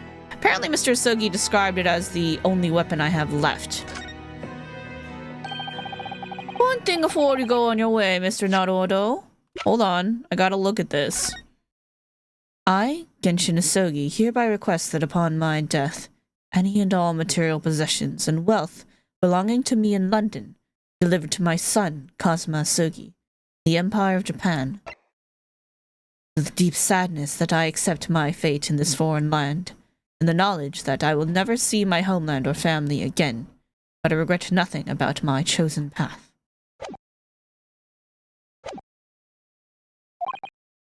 Oh, yes? Those papers are not to do with Gregson's death. Prefer it if you didn't make no mention of them outside of this office, or rather, I would nay just prefer it, consider it an order from the highest levels of our government. I understand.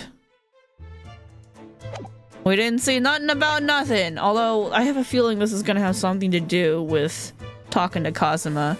Maybe, like, in the stuff that was sent back to Japan, there were things for Kazuma to look at, and that's why Kazuma was kind of helping on coming over here to take care of something. Who knows? I don't know. We'll find out. Prosecutor's office.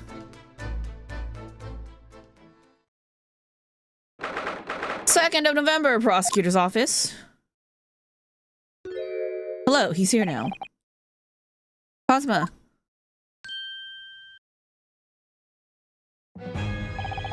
I thought it wouldn't be long before you paid me a visit, Ryunosuke. I was right about what I said, wasn't I? Sorry? That you have all the makings of a great defense lawyer. Well, I always believed that you'd fulfill your dream of advocating in the British courts. I just never imagined for one second that it would be as a prosecutor. Seeing you stand in a foreign courtroom, so gallantly realizing your dream, Kazuma-sama. I'm truly happy for you. And I am truly thankful to you, Judicial Assistant Mikotoba.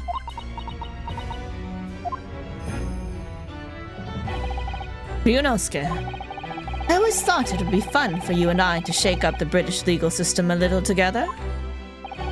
This isn't quite how I envisaged it, but I suppose it's just another twist of fate.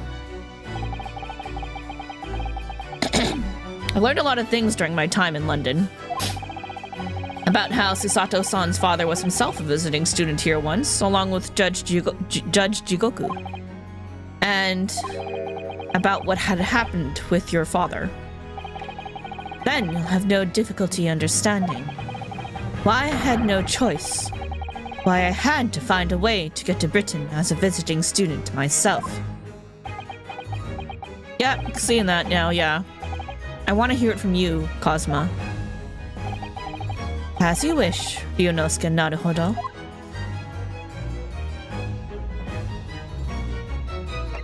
Time to snoop! Here's Lord Van Zeeks' incredibly stylish desk.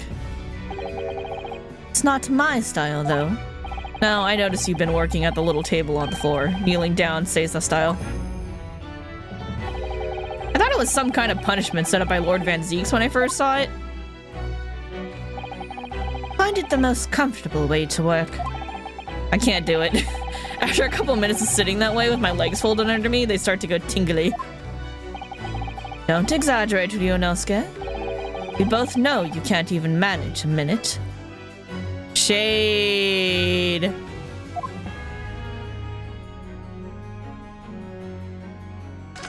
True. Probably true, though. Lord Van Zeeks' fine collection of hallowed chalices and bottles all neatly lined up. Yes, he's extremely particular about all that.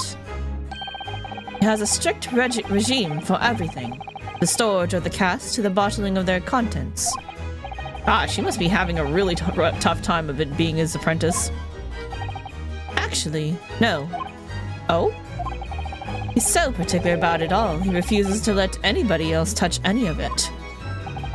So it has been quite easy for me, in fact. Talk about weird.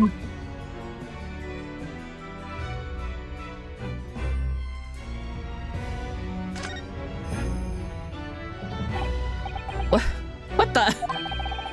The scale model of the crime scene. Oh, yes, I realize that. Does the prosecution office make a model of the scene for every single case? Apparently so. Sometimes it helps to visualize things better and notice things you hadn't spotted before. Actually, the miniature notice board is my work. Be honest, you enjoyed making that. I have a friend who enjoys making miniatures. They're very good. Do you know who the man in that portrait is? Why would I? What? But you're Lord Van Zeeks' apprentice. Yes, apprentice, not friend. And during the time I was suffering from amnesia, I didn't even notice that picture. Oh, really? I mean, It's not the smallest picture. I wouldn't have the first idea what the man decorates his office with. Okay, interesting. So you don't realize that is the last victim of the professor and Van Zeke's brother. Got it. Bats? Ah! Wah! You disturbed the bats, did you? Fitting companions of Lord Van Zeke's, wouldn't you say? Actually, I've seen things flying in Lord Strongheart's office too. Doves, I think. Perhaps you have to like birds to attain rank in the judiciary here. Although bats aren't birds, of course. They're creatures of flight. How about a sparrow for you? What's that supposed to mean? Oh, nothing. Sorry. Just, thinking out loud.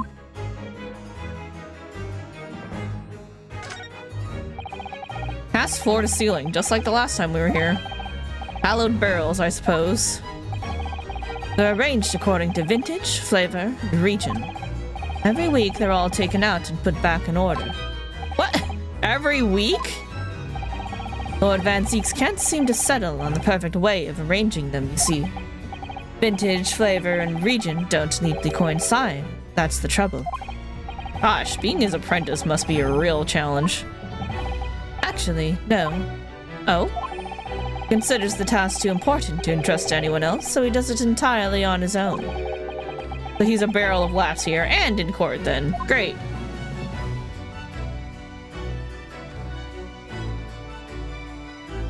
Alright, I think we did all of our snooping. Time to talk to you. Your disappearance. It's getting on for a year now, since what happened on the SS Burdia. We were heading across the oceans from Japan to Great Britain. When a bizarre series of I think that's a typo. When a bizarre series of coincidences, I'm pretty sure that should say series. When a bizarre series of coincidences led to those tragic events. I thought I'd lost my best friend forever. I must have been unconscious for a long time. When I awoke, I was lying on a bed. It was a narrow little room. There was a posy of flowers by the pillow. It took me a little while to realize that I was in the cabin of a ship. I slipped out of the room and headed up onto the deck. Were you already suffering from amnesia at that point? Yes. I didn't know what had happened or where I was. It was just this voice in my head. Have something you'd have to do. Something no one else can know about. Go to Great Britain. Your task awaits you there. Interesting. It's a calling I couldn't ignore. It compelled me relentlessly. About the sparrow line, Google says the sparrow has been revered as a symbol of love, devotion, and companionship. So that's Ardionosuke was suggesting it. I had a feeling it was something like that. I'm like, he probably thinks it's a very fitting bird for you for how he sees you as a friend. That was kind of the impression I got. So I know that they're like, in bird lore, like sparrows like mean something really good. I couldn't remember what it was. That checks out though. Thank you.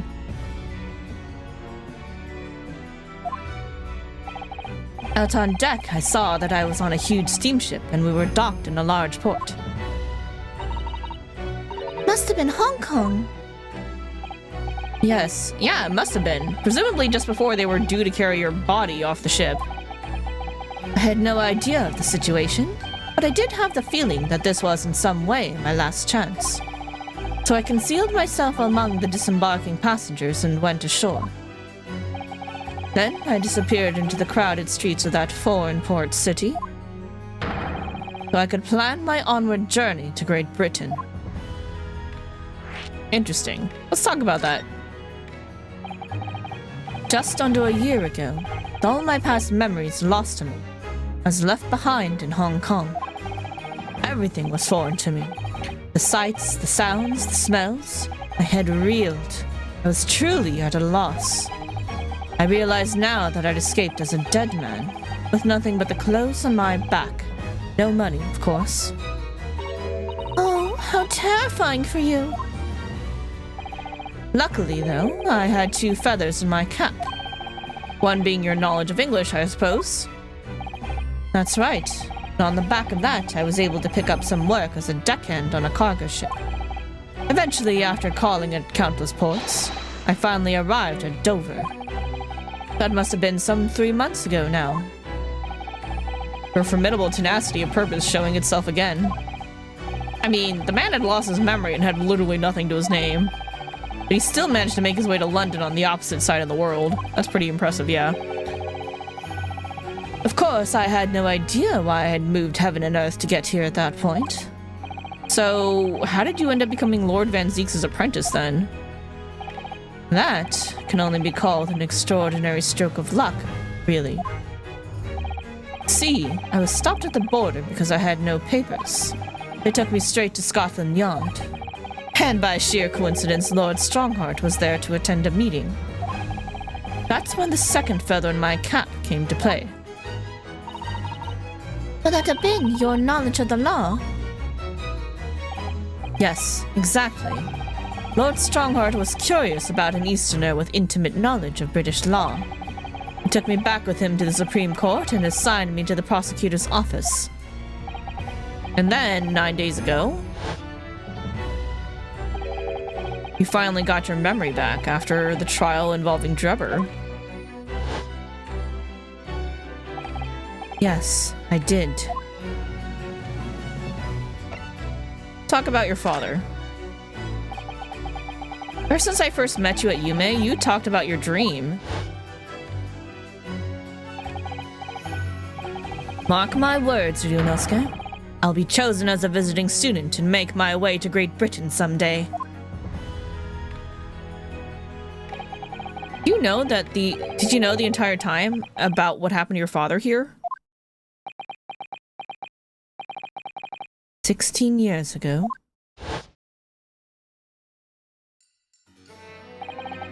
My father left on that exciting trip to Great Britain. I was just a boy. Took a photograph together the day before his departure. My last memory of him. But what I remember most about my father is his unswerving sense of justice. 6 years after he left, a gentleman called at our family home. He told me that Genshin, my father, had been taken ill in England and passed away. It was Professor Mikotoba, your father, Susato-san. Oh my! Ever since then, the professor was very good to me. He even helped to fund my university education at Yume. I'll be forever in his debt. But, nevertheless, I just couldn't bring myself to believe what he'd told me. Oh. Then one day, a letter arrived at our house from Britain. There was no indication of the sender, so I opened it assuming it was from an old acquaintance of my father. What I read in that letter changed my entire life. What did it say? It said that my father had been a mass murderer, and the writer cursed the Asogi name. Oh no! As a result of that letter, I found out what had been hidden from me all those years. Yeah, let's talk about that. Presumably, the letter was sent from a relative of one of the victims. If whoever it was had been a member of the judiciary, he could have been present at the closed trial. The letter revealed that my father had been sentenced to death, executed for being a killer. I'm so sorry you had to find out that way. I imagine the British government did its very best to silence whoever sent that letter. But someone who knew the truth and couldn't bear the resentment was always going to be a problem. But still, it could have been written by anyone. Why would you believe such a thing? There was a newspaper cutting included with the letter. It was the first I'd ever heard of the professor and his terrible killing spree.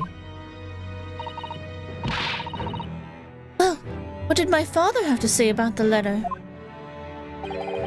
I couldn't bring myself to show it to him.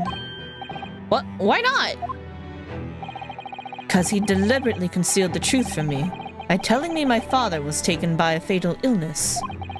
That couldn't have been easy for him, and he'd done it out of consideration for my feelings. So instead, I showed the letter to Judge Jigoku. Ah, to the other visiting student, okay. He faltered for the briefest of moments, but then he just laughed the letter off. But in that moment, I saw it on his face. He was undeniably shocked, shaken momentarily, before recovering his poise. A year later, my bereaved mother succumbed to the strain of grief, and she too passed away. That's when I made up my mind that one day, without fail, I would cross the seas to Britain and seek the truth for myself.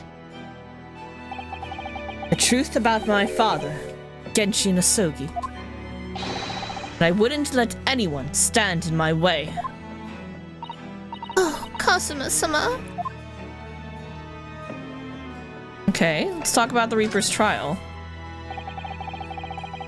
What we learned today in court turned things completely on their head. It was an impressive piece of lawyering, Ryunosuke Naruhodo. Lord Van Zeeks isn't the Reaper, you know. I almost don't want to believe it myself, but it turns out that Inspector Gregson himself, the victim, was... It's clear that the Inspector was behind the Reaper's activity all along. What? You mean you know? The real question is, who's been giving orders to the Inspector? Yes, Beric Van Zeeks is the real Reaper. And I know that 10 years ago, it was him who decided my father must be a mass murderer and sent him to his grave. No, he was merely seeing that justice was done as the law indicates. Or law dictates. He's not to blame. Ultimately, it's people who condemn people. The law is just a tool that they use to do it. And when a man condemns another, he must take responsibility for his actions.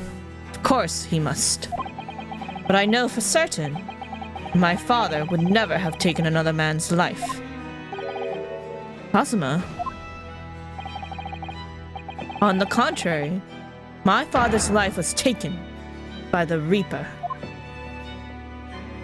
Okay, so that's how he's doing things. Do you know anything about this? Kazuma, what do you make of this? There's only one place where defense lawyers and prosecutors should discuss evidence. Courtroom. So it seems you're still confused by the situation. That's what I make of it. I got the feeling my friend's always gonna have the edge over me, isn't he? Alright, fine, we're not gonna talk about anything with you.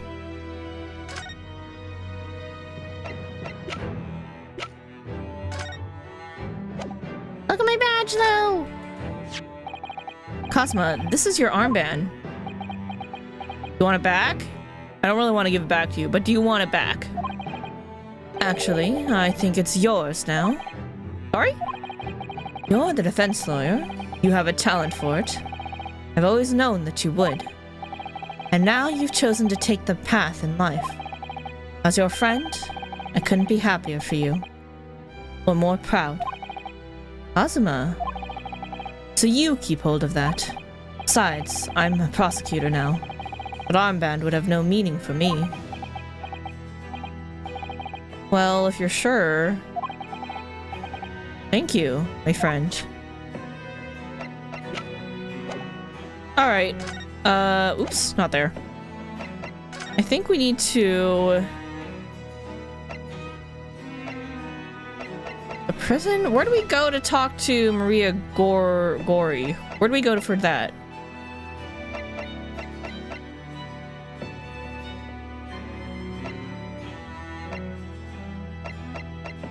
A grand place, decorations. In some ways, this place seems to rather suit Lord Van Zeeks. Oh dear, did I say that out loud?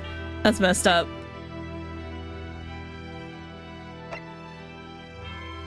You sure we've asked everything we need to? No, I'm not, but I don't know what to give you.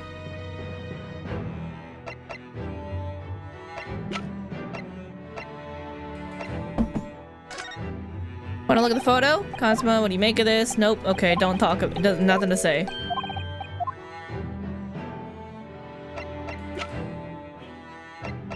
You made the notice board. Nope. Okay.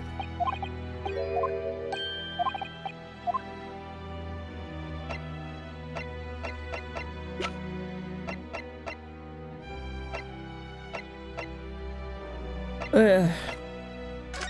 He's implying that we have more. Oh, I was shocked when I found out they were related to the case. The Red-Headed League, I mean. Personally, it wasn't their plan to swindle everyone that surprised me. It was the fact that so many red-headed people gathered from all over London that day. A certain great detective being among them. I expect those two are in their cells as we speak, wishing they'd never dreamt up their little plan. Or maybe they're busy plotting their next one.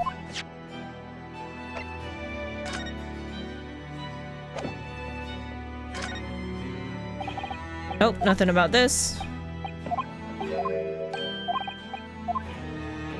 Okay.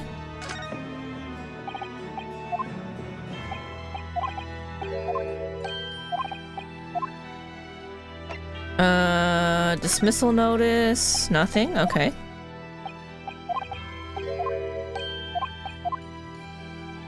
He's like, there's more you need to talk to him about. And I'm like, what do you mean? The only thing I could think of was the Asogi papers, and he had nothing to say about that. Revolver? The Reaper. And last I get to take my revenge. Cosma. Lord Van Zieks isn't responsible for your father's death, and he's not the Reaper. He's the defendant and deserving of a fair trial. Mean, like the one my father had. It's a closed trial now, too. The conditions are exactly as they were 10 years ago. And even if it ruffles some feathers, I have a plan to show that man for what he really is. Asuma. Alright, he's Madge.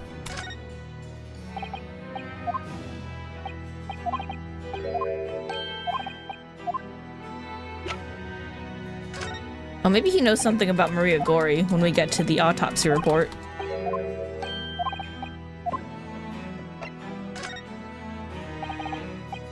Candelabrum.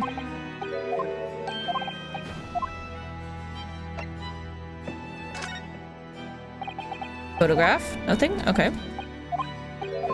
I would have thought he'd say something about the papers, but oh well. This came up in the trial, didn't it? As something a little dubious, I mean. The fact that no time of death was recorded on Inspector Gregson's autopsy report. Yes, there were some unexpected turns in the courtroom earlier. The suggestion you came up with certainly took everyone by surprise. The idea that the victim died the previous day at some other location is quite something. Well, considering when the pocket watch had stopped and the scorch marks on the candle, it's certainly a distinct possibility. The evidence and the scene both point to it. To be honest, it bothered me too. I paid a visit to the autopsy room earlier. Coroner responsible wasn't there, but I got a name. It's Dr. Gori. It wouldn't trouble you, Kazuma-sama. We'd very much like to speak with the coroner, too. Of course, the last thing I want is for anything to be brushed under the carpet. Scotland Yard's autopsy laboratory is behind Lowgate Cemetery. By Barclay Prison, you mean? Ah, you know it, do you? The prison where my father was incarcerated, and robbed of his life. Kazuma-sama. Well, thank you. We'll pay a visit to the laboratory later today. There we go. That's everything. That's what we needed. Ryunosuke, I want to thank you. What for? For this. Safeguarded the soul of the Asogi clan. Well, it's a famous sword that's been in your family for generations. My only slight regret is that I never got the chance to draw it before I returned it to you. Kadama is said to have been forged by a master swordsmith during the Sengoku Warring States period. I come from a long lineage of warriors, many of whom were expert swordsmen. Well then, you're a chip off the old block, I'd say. This blade, Kadama, the symbol of the Asogi clan's honor, might. Apparently, one of my father's apprentices even took the blade's name for his surname. Really? Kadama? Does sound formidable, that's for sure. 16 years ago, my father was a visiting student here in London. He had this sword forever at his side. It is why it means so much to me that I have it by my side again now, too. Could we maybe look at that? No, there's probably nothing on it from 16 years ago. Never mind. And that is all thanks to you.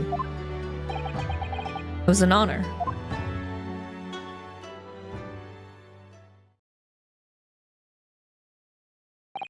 Now, I have preparations to make for tomorrow. Perhaps I said a little too much.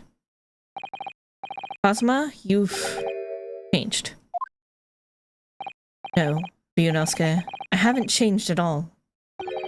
It's you who's changed. I can completely understand your resentment of Lord Van Zieks given what happened. But the fact is, those events and this case are, well, unrelated. Is that what you want to say? How can you be so sure? What do you mean? Never mind. That man is the Reaper, and if it's for that reason that the inspector was killed, I'm going to prove as much in court tomorrow. By whatever means necessary. I can't let you do that, Cosma. I know you'll do what you have to as a lawyer. But I'm sure I don't need to tell you that I won't be taking any prisoners in the courtroom. I would expect nothing less.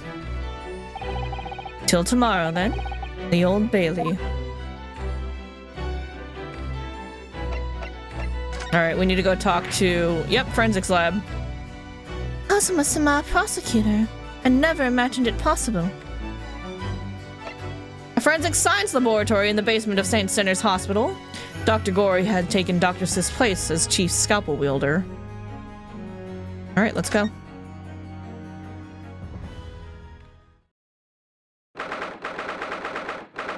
That's a lot of dolls. Morbid-looking plushes. 2nd of November, Forensics Laboratory. Great. This place really is creepy, isn't it? Well, being a dead room, it's probably full of the spirits of the dissected. But actually, some rather pleasing scent of roses in the air. Well, being a dead room, the coroner probably needs a bold scent like that to mask the odor of death. Iris? You think we could change the subject?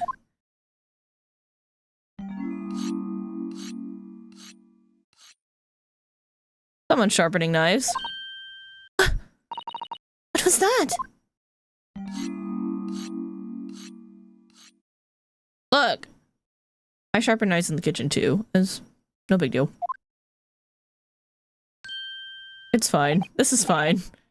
Dr. Gory?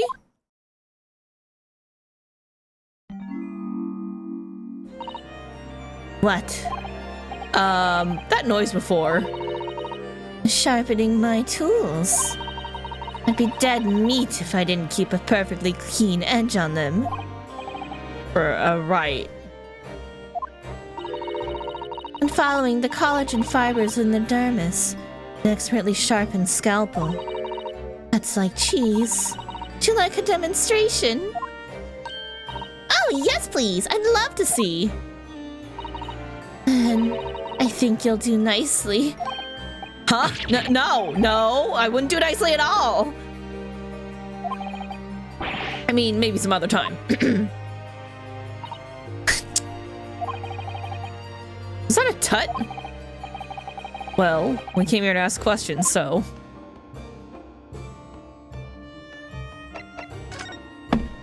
Nope. This looks different to before. Of course, Mr. Naruhodo, Miss Gori is a young maiden. She has all sorts of charming little dolls and the like around her place of work. Look! Oh yeah, you're right. Perhaps she's not so strange after all. How I practice. Sorry? Mom always says that operations and dissections require speed and accuracy.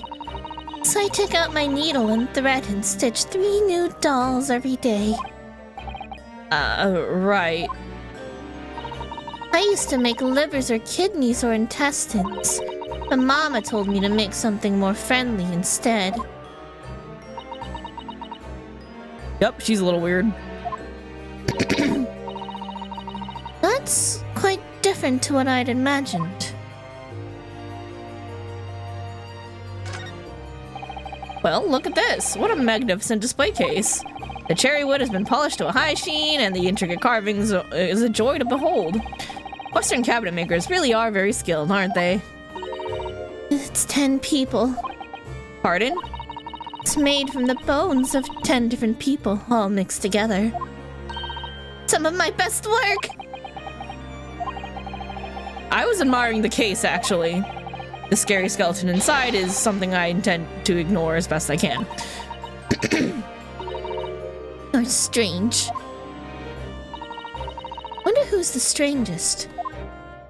Good question. That looks like an owl and a crow up there. I know, and they haven't even twitched since we came in here. Well, no, they wouldn't have. They're taxidermy mounts, Mr. Naruhodo. I was afraid you were going to say that. I've been trying very hard to tell myself that they're just sleeping with their eyes open. Yes, I think perhaps you are wise to put something like your Daruma doll on display in the office instead.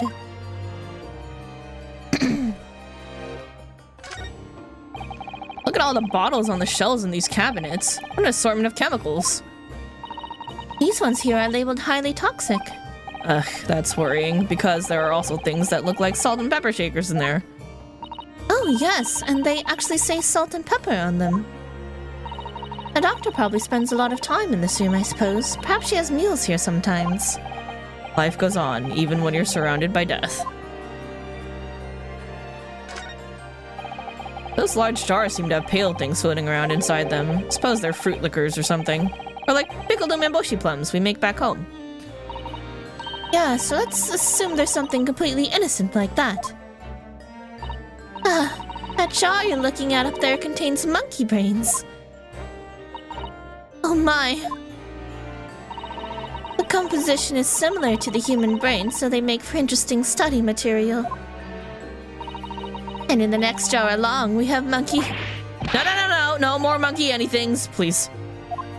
Please, no more. Please stop. You say so. Oh dear.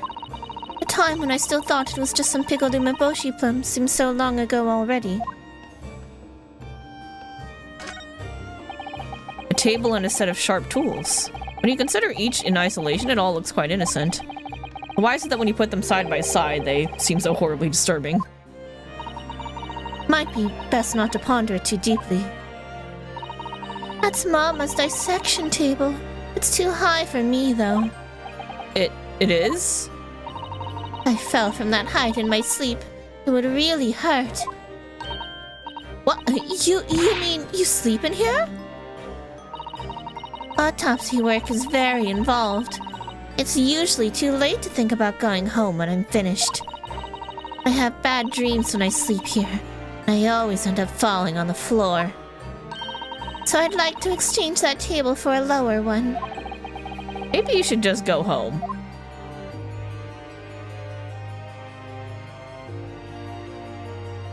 Alright, I think we got everything. Let's talk. Why did you leave the time of death out for Gregson? We have actually met before. I'm a lawyer, if you remember. You're not dead yet. Huh? Mama said I wasn't to cut you open. She's so strict about things like that. Well, good. Dr. Sith has some scruples at least. Oh dear. It looks like she's not interested in talking to us for the time being, anyway. The time being? You mean till we die? Nope, that's a way off.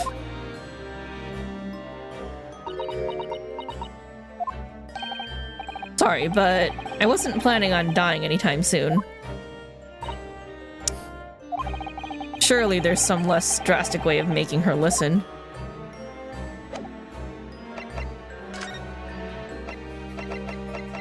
We talk about this report you made? Dr. Gory, we actually came here to ask you about this. He was very good. Good? Sorry? Skin didn't snag my blade once. Very little mess.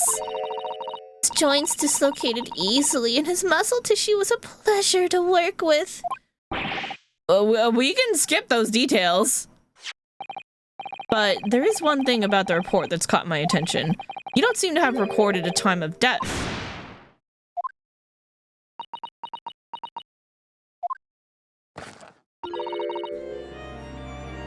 It's not my fault. He's actually kind of cute. Oh, that made me jump. Then please, tell us what happened.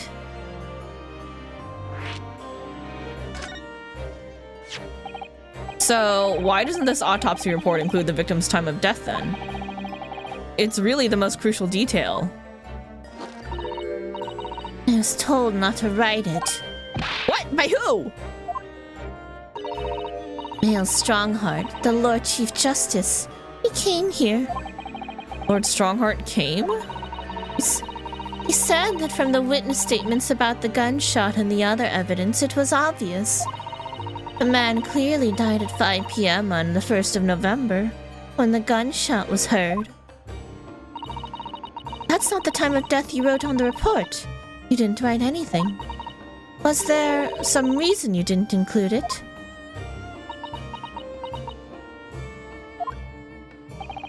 Dr. Gory, if you're hiding something under Lord Strongheart's instructions, then sooner or later, you're gonna go to the same way as your mother. Give it here, then. Huh? She's scribbling so furiously. There. You've written... What she's written? Tell us! Indeterminate? But... According to the coroner, Dr. Gory, an accurate estimation of the time of death is not possible. Interesting. Why? Why is it indeterminate? What do you mean by that? Why was the time of death indeterminate? When the specimen was brought in, it was still fresh. So the time of death could have easily coincided with when the gunshot was heard. But there was one small discrepancy. What discrepancy? There was some fried fish in the pocket of the specimen's overcoat. One sec.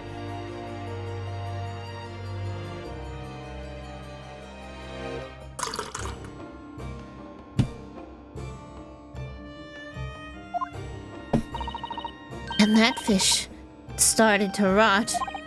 What? When the victim liked fried fish, he presumably liked to eat it before it went off. Well, yes. What are you really trying to say? It's possible that someone tried to manipulate the apparent time of death. Manipulate the... Is that even possible to do? Theoretically, if you were to chill the body in ice, you could delay the onset of putrefaction. And if the overcoat wasn't on the body at the time... Then only the fish would have started to rot.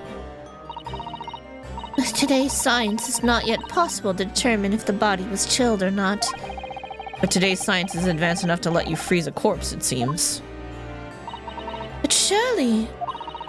chill a corpse like that would require an enormous electrical refrigerator. I don't imagine many households in London are equipped with such a device. No, definitely not, but maybe in a factory? Or some other special places? I don't recall seeing any factories or such like on Fresno Street, though. I wonder if the inspector's body had been chilled somehow. What might the actual time of death have been? I couldn't say for sure. At the most, it might have been a day earlier. No. In other words, it would corroborate your previous deduction, Mr. Naruhodo. That Inspector Gregson was killed the day before his body was discovered, at a different location. Did you inform Lord Strongheart of this possibility? He simply said that there were no electrical refrigerators of that size in the vicinity.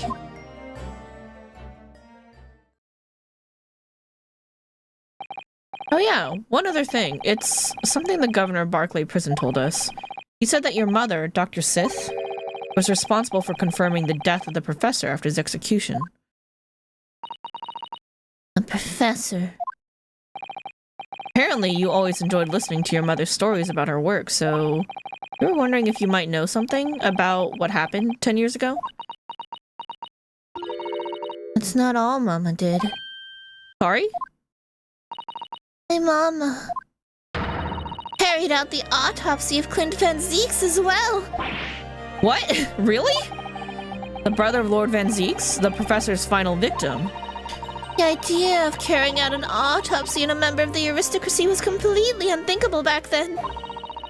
The detective in charge of the investigation insisted, and it was miraculously authorized. A detective being Inspector Gregson, of course. Quite an accomplishment for one man.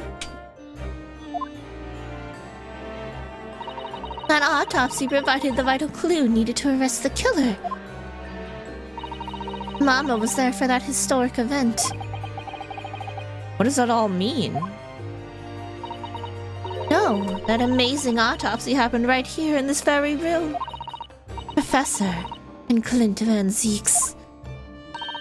They both spent their final moments before their burial on that dissection table there.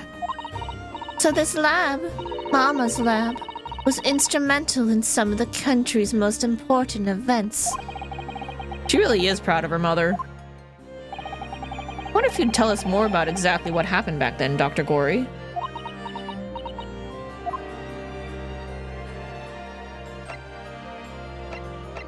You know, the way she's clinking her knives like that is actually not very good for the sharpness of the blades. Confirmation of death.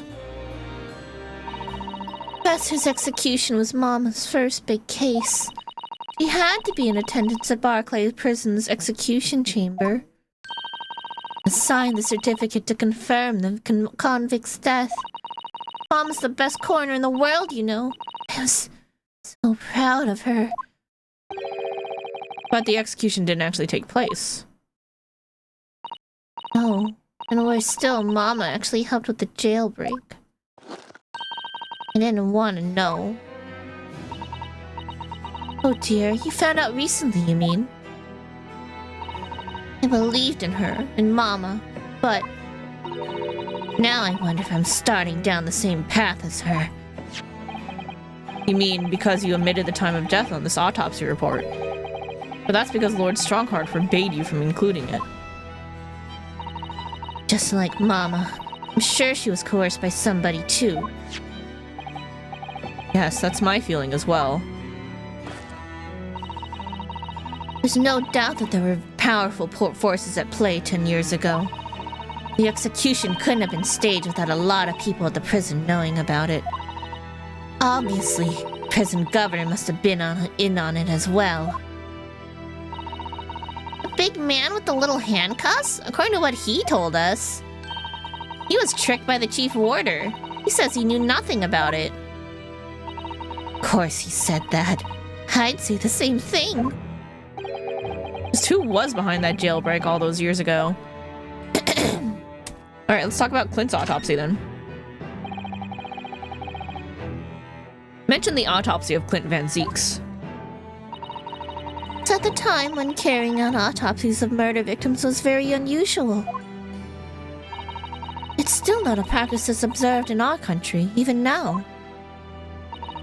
Turned out that he was the professor's final victim when the autopsy was performed. Mama was present, although only as a secondary assistant. The person leading the procedure was called Dr. John H. Wilson. Oh, okay. grandma! That's right, my daddy! There was one other person present. The primary assistant. He was a visiting student from the Far East. Wait, a visiting student? It must have been my father, Eugene Mikotoba. I had no idea Professor Mikotoba had been involved in something so important. But the outcome of that historic autopsy was the discovery of a vital piece of evidence that led to the capture of the professor. So that's how they came to identify Genshin Isugi as the infamous mass murderer. You happen to know anything about that piece of evidence? Can you tell us any more?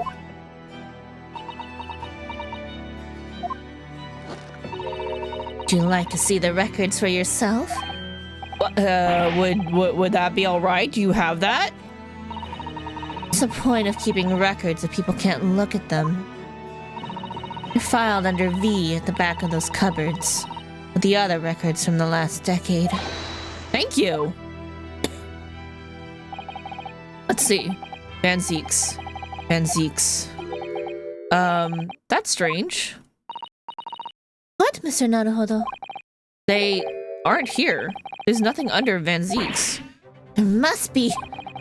Perhaps somebody took them away? No one's allowed to take documents related to the professor case out of this room. You're right, they're gone. Well, when was the last time somebody looked at them? Do you remember? It was... Oh yeah, I remember now. It was just 2 years ago. Consulting detective came one day saying that he'd like to see the records. No, you don't mean... Hylock Sholmes was his name. Shit. Deep down I knew that was coming. Yeah, he's involved in this somehow, we just don't know how yet. It's gotta have something to do with the Hounds of Baskerville case also, the one that Iris wasn't allowed to publish. You think he stole the records? Oh no, surely not. Iris, that can't be right. Can it? You okay? Iris?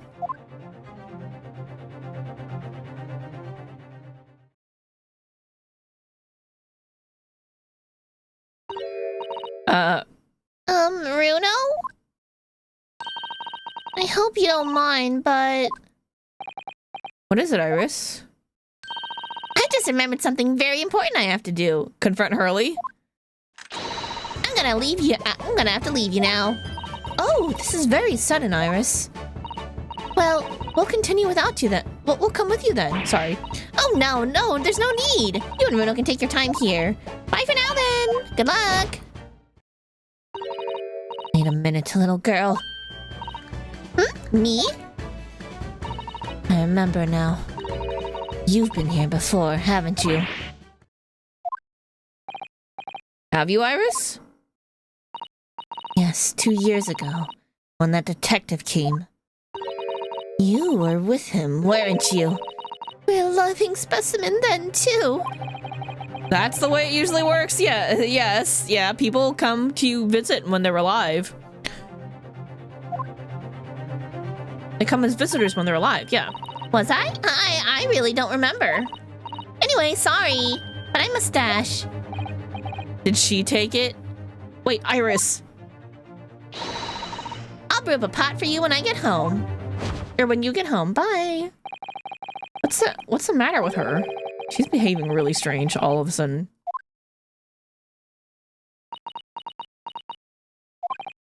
Well, in that case, we won't keep you any longer either.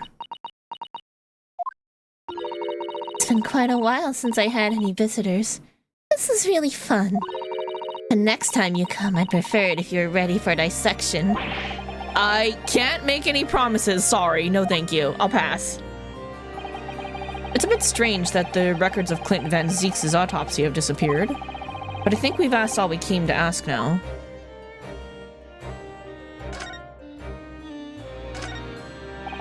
Let's have a closer look at this. Then again, let's not. At least not while she's armed.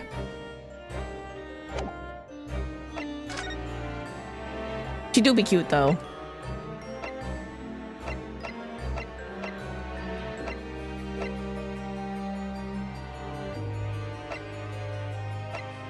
Oh, whenever we go, the great detective's living room is always full of enigmatic marvels. They're not here.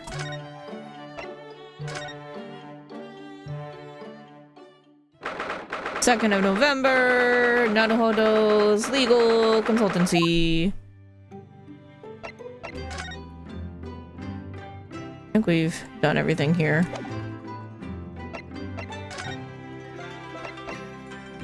Where to now?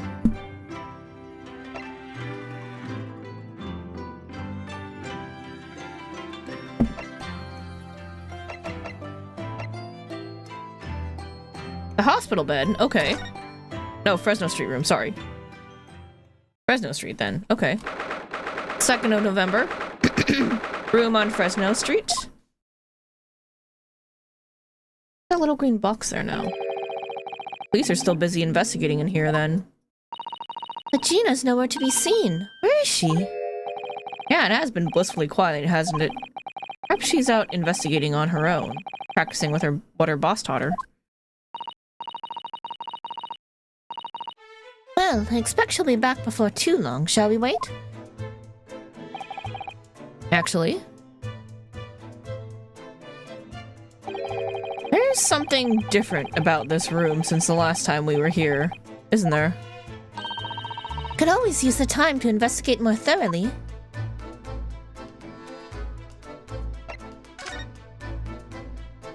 What's this? This little trunk wasn't here before, was it? Oh, it appears to be made of metal. It must be very heavy. Wonder to whom it belongs. There's some initials on the outside, look. PG. Gregson's? Let's ask one of the policemen if they know how it came to be here. Boy, what do you think you're doing? Yep, Gina. Bust my trunk, that is, and hands off! Gina! Where were you hiding? I don't know, you leave something unattended for a few seconds, and every Tom, Dick, and Harry's got his greedy eyes on it. Just a wild guess, Gina, but... What? Spit it out, Otto. Is it fair to say that you've only owned that trunk since this morning's trial? What are you trying to say? Come on, this trunk goes with me everywhere. Always has. Where you been the last year? Trying not to incur your wrath, mainly.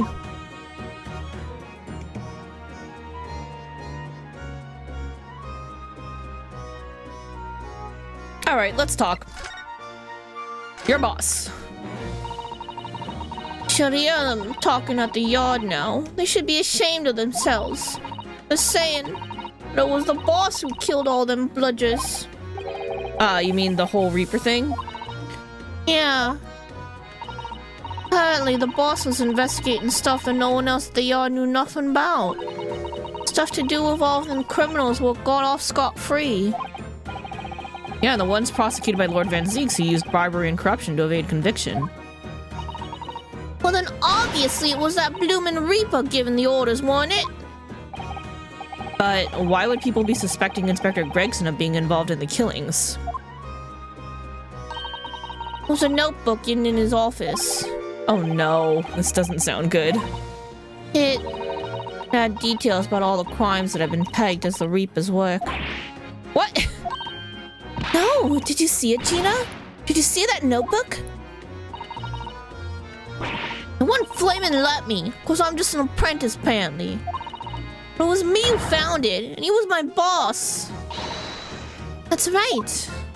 I was pretty miffed about it, so I sneaked a peek at what it said anyway. Oh. That's our Gina. What was in the notebook? I'm dying to know. So, you managed to see what was written in Gregson's secret notebook anyway, did you? Way I see it, it's my right to read what he wrote. And what had he written, Gina? Dates, times, places, names, and a whole long list of them. details about the bludgers were supposed to have been done in by the Reaper. But there could be an explanation for that. Perhaps it was a record of the Inspector's investigations into the Reaper's activities. Exactly, that's what I said. That's the first thing you'd think, right? As it happens, it was full of names I recognized anyway. Well, the Reaper's targets are almost exclusively known leaders of London's criminal underworld. Well, yeah, but there was one name right at the end that was a bit odd. At the end of the list, you mean? Pretty sure that date against it was 31st of October. Oh, the day before the Inspector was found dead. So, what was the odd name? It wasn't like a name I've ever seen before. It was something like, no, it's no good. I can't remember it. I don't think it was an English name, put it that way. Oh dear, what a pity. Well, something else too. I don't know if it matters, but the same name kept coming up over and over. Shin, it was. Don't suppose it means anything, but... Asashin, also known as Giselle Brett. Did you just say Shin? What? It does mean something! Lord Van Zeeks knew the name too. He mentioned her as well. The woman who actually did the deeds. And now, he found out her name appeared in Gregson's secret notebook. How are your investigations going? We haven't seen you for a little while, have we, Gina? Well, of course not. I've been busy, ain't I? Investigating and all that. The lads at the yard are trying to trace the boss's movements the day before it happened. Day before, that would be the undercover investigation into the Red-Headed League, then. Oh, and the boss didn't go, did he? Found some cove. What was pretending to be him, didn't you, Odo? Yeah, it was Mr. Vigil who actually went to the park on Lime Street that day, posing as Gregson.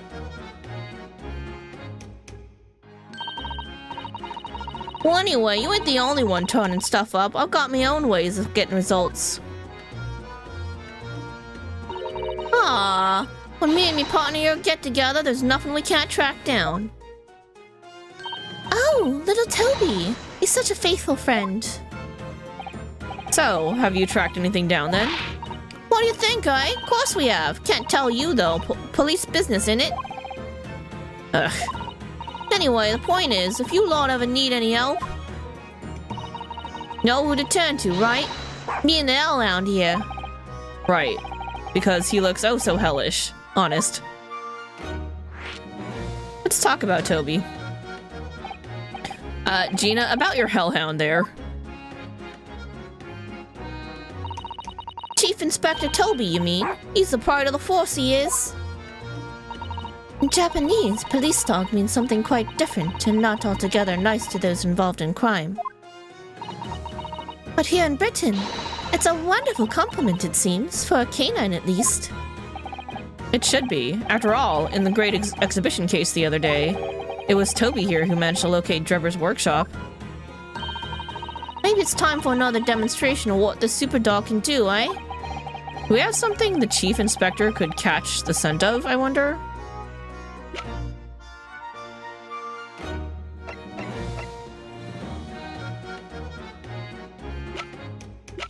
A pocket watch? Let's try the pocket watch. Take that! Well, Chief Inspector Toby, if you wouldn't mind having a sniff of this.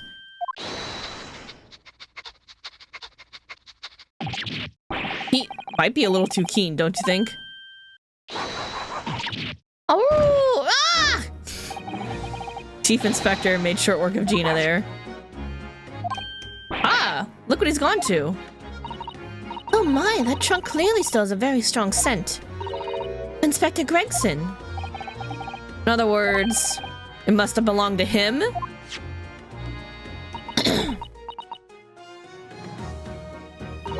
Oh, alright, it's fair cop, I suppose.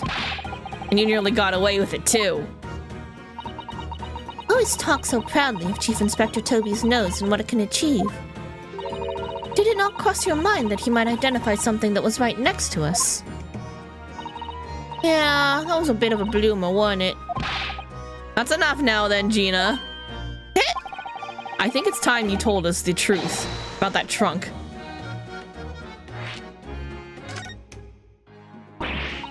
It wasn't like that. It just weren't. What are you talking about? I know what's going through that head of yours, but that ain't what happened. Alright then. What did happen? Well, like I said before, we were trying to trace the boss's movements.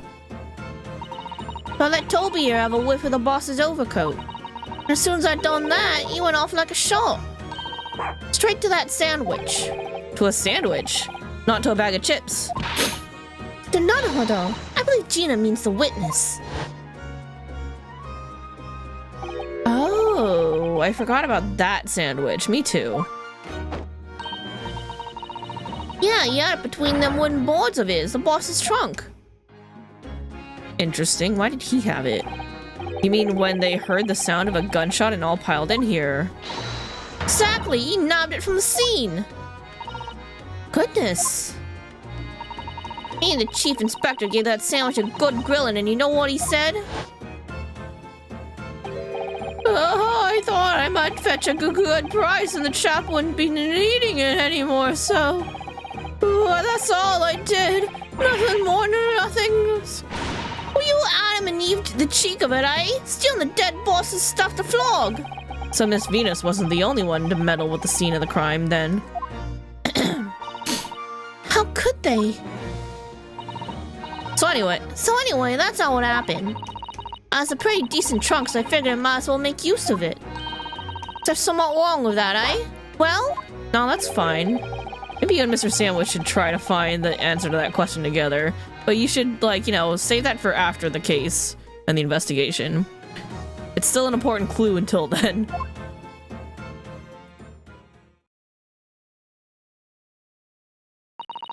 I think perhaps that trunk should be turned over to the police, don't you? What are you on about? I am the police! Gina, you wouldn't mind? Could we maybe examine it? Yeah, alright then. Do what you want with it.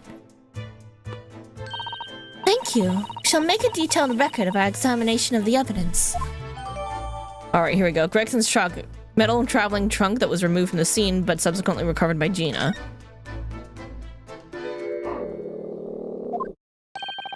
What's the matter with Toby? Why is he acting so aggressively toward me all of a sudden? Tsunadehodo, be careful. It must be the trunk.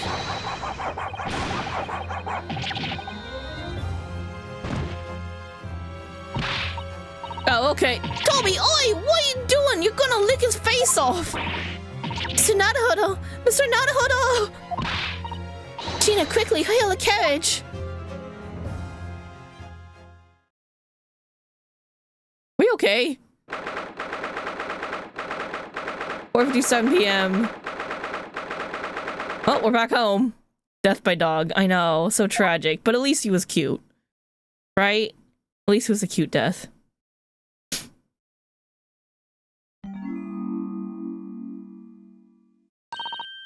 Oh, Mr. Naruhodo, are you alright? Miss Sato. Unconscious again at last. A blessed relief, my dear fellow. After all, to drop dead after a moderate licking by a small terrier. Most unseemly. What is or isn't seemly is irrelevant here, Mr. Sholmes. She was worried enough for us that she yelled at Mr. Sholmes. That's pretty good. So glad there's no lasting damage. How are you feeling? I'm fine, thank you. Did you bring me back here? What's this on my head? Oh, a bandage? Sadly, we had no ice, and that's a compress of sugar water. Sugar water?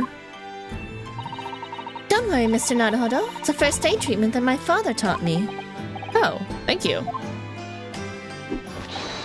So, let us take tea when you're feeling up to it. But of course, no sugar in the patient's cup. Ugh, the bump on my head is throbbing sweetly enough, don't worry. Whenever you feel ready, then.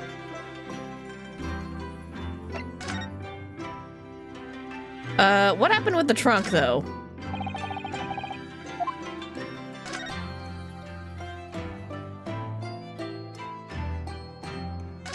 Holmes, hello.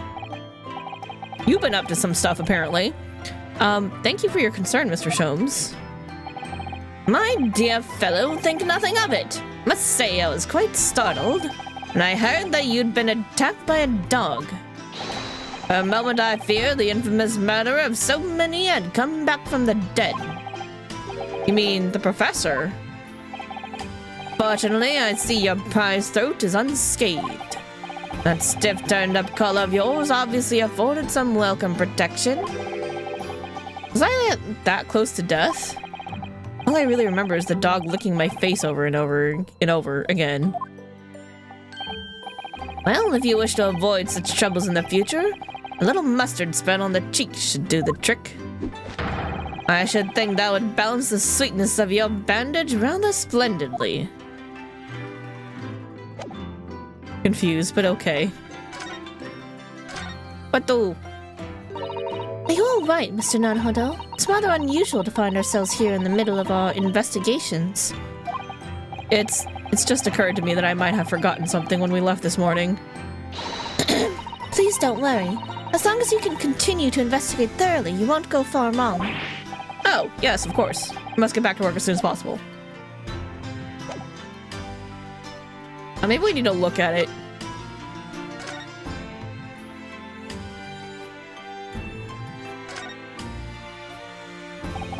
Let's have a look inside.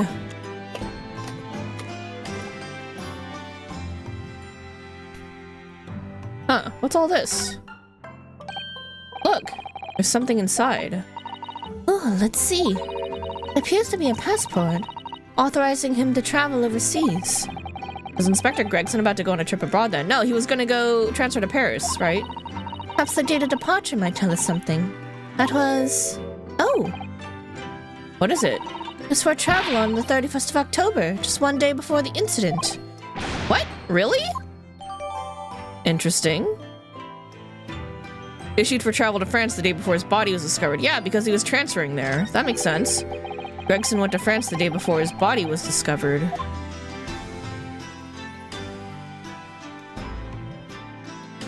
Huh, but why was he there? Oh, what's this? Have you seen this huge gash across the side of the trunk here? It's gone right through the leather and into the metal behind. Gosh, for a metal chest like this to have been so badly damaged. Whatever made the gash must have struck the side of the trunk with considerable force. I wonder how it happened. Maybe the place of death was in France. Oh, that's blood! Look at this dark stain here. Do you think... Yes, I'm afraid so. I think it's blood. Ugh, I knew you were gonna say that. So that presumably means... that this was present at the scene when Inspector Gregson was killed. It's the most logical conclusion, yes. I think Gina's been carrying this around with her. We didn't know any better. I suppose it does look like a grease stain from all the fish and chips.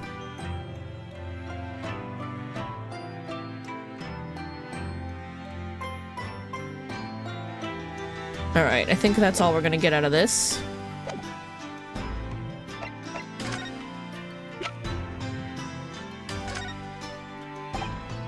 About this, Mrs. Sato, do you notice anything unusual about it, perhaps? I'm so sorry, I don't know. I'll redouble my efforts and spend more time doing research so that next time I won't let you down. I think perhaps you're taking your role as judicial assistant a little too far. Nope, nothing to say about this. How about the Asogi papers? Nope, okay. Alright, so... I guess there wasn't too much point. Have some tea for a little while and relax. We do want to talk to Iris because she ran off. Alright, 2nd of November, Sholmes is sweet.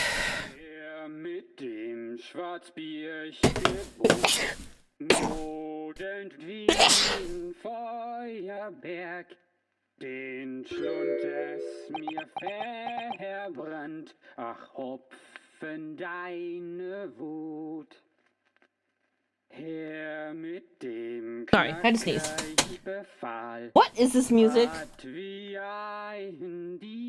Sounds German, maybe? And is that Professor Miko Toba wearing Cosmo's mask?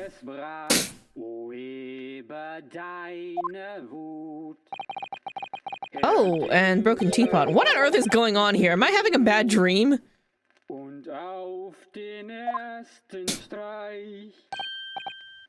Ah, no, it's an old German folk song. Rather a fine rendition, I think.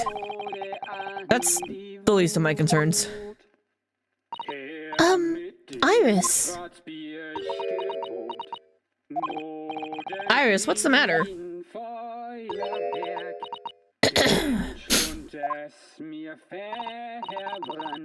Who's that sprawling, that relaxed gentleman over there? That's her dad. Iris? Is she even listening? Excuse me, sir. I do apologize for troubling you whilst you're singing so merrily. Oh, that's him. Wait, no, I thought it was the gramophone behind him. Would you be so kind enough to explain the situation? Well, that worked. A crooning gentleman and a mute young girl. A rather tantalizing juxtaposition. And one that appears to have incited the gods of deduction within me to find their voices too. God damn it! Okay. Mr. Sholmes, do you mean... The strains of reasoning within me are playing now as a delightful duet. One melody sings of a reunion full of nostalgia. Whilst the other is a morose theme about the great secret you're trying so desperately to conceal, Iris. He's turned as white as a sheet. So as usual, you've instantly seen to the very heart of the matter. We're gonna need to do a little correction, of course. And by the time my own brief performance is over, I feel sure this gentleman's song will reach its finale. So then, to music land where all is sweetness and delicacy and harmony. Pray do enjoy Sherlock Sholmes' latest logic and reasoning spectacular. Here we go. The game is afoot. Man's identity. I mean, it's clearly Sasato's father. He's wearing the same fucking clothes and the hat. Firstly, we consider the gentleman's nationality. Clearly, he's a German with no grasp of the English language. As evidenced by the Germanic song he sings out as his apparent inability to understand when asked to desist. So why is the man here at all, and in such apparently high spirits? The answer, of course, Iris, is clearly known to you. Indeed, we need only follow the gaze of those bright young eyes to unravel that particular part of this mystery. The reason for the man's mildly irritating warbling is revealed by the herbal tea. You obviously offered our German guest a cup of your latest herbal blend, and the tea's delectable flavor has made the man's spirit soar, and resulted in this joyful ditty tumbling incessantly from his lips. I eagerly await sampling the flavor myself that I may join the fellow in this state of elation. Now to the next question. Who exactly is this gentleman availing himself so thoroughly of the settee?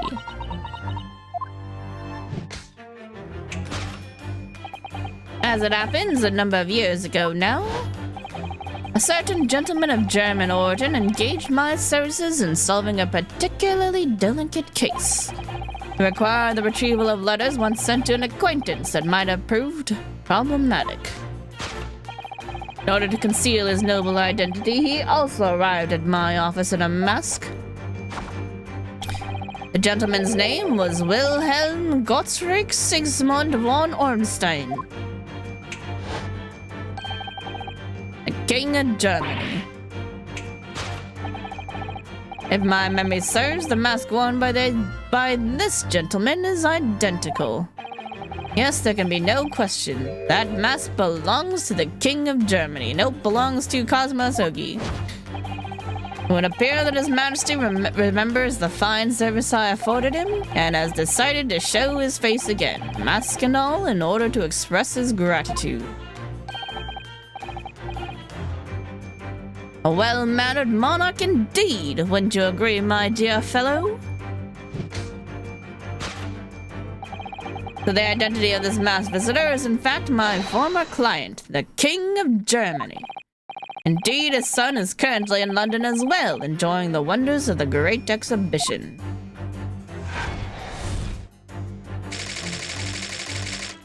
Oh my god, he's so far off course here. Girl's silence. Which leaves us with one remaining imponderable. Yes, you, young Iris. But your apparent inexplicable silence is unable to hide the truth. What did you do? What are those papers?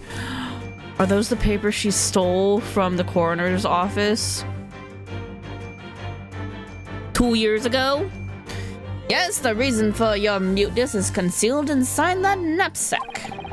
A £5 note, I believe. I must say, as your compatriot, I'm deeply saddened. It would appear that you've allowed yourself to be bribed into silence by His Royal Highness, earning yourself some spending money in exchange for keeping quiet about the King's secret. And now the final piece of the puzzle. What is this secret you strive to hide with your silence, Iris? Ah, yes, we need only follow the brief involuntary twitch of your eyes to find the answer. You are attempting to abscond with that coffee cup. My favorite cup, in fact. Or should I say, the handle of my favorite coffee cup?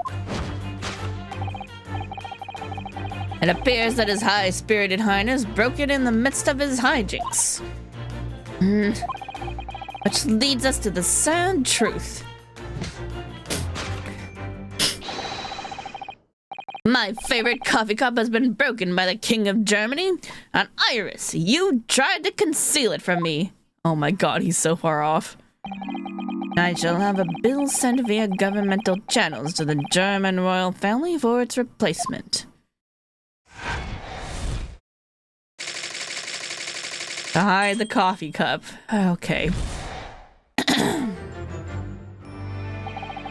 Thus concludes Sherlock Holmes's great deduction of this painful puzzle. Mit dem Schwarzbiergebot brodelt wie Feuerberg, den Schlund es mir. Your silence as well, the fellow's jovial warbling rather rings in the ears, does it not?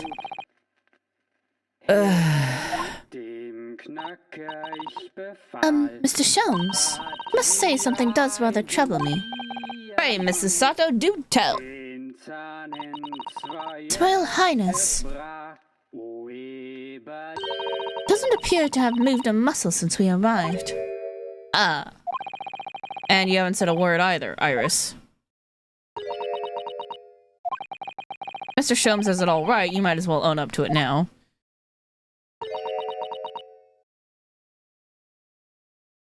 Yep, that means he's wrong.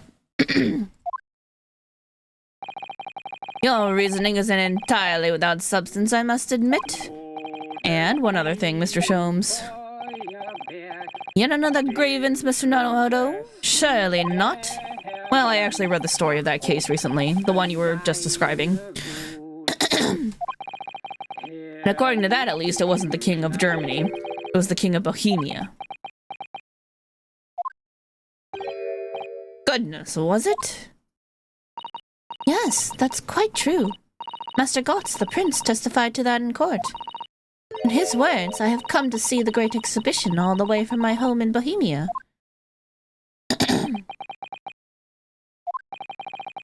I'd ask you to keep that minor error to yourselves. It could quite easily become quite a scandal. I believe, Mr. Naruhodo. But it's our turn now to make some corrections to a number of minor errors that may have slipped in. Yeah, even Mr. Shelms is willing to admit that he might be slightly wide of the mark this time. Although it's clear that Iris is definitely hiding something. We need to find out the truth behind this mysterious scene. But one truth is incontrovertible. My favorite coffee cup is no more. So, shall we embark again? On a joint presentation of Erlach Sholmes's logic and reasoning spectacular?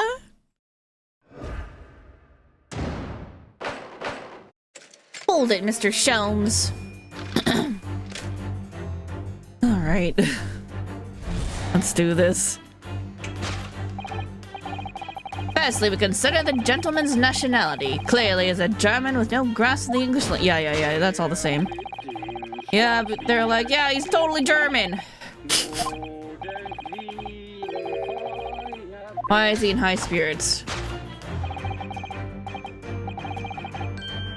Iris knows. What is she looking at?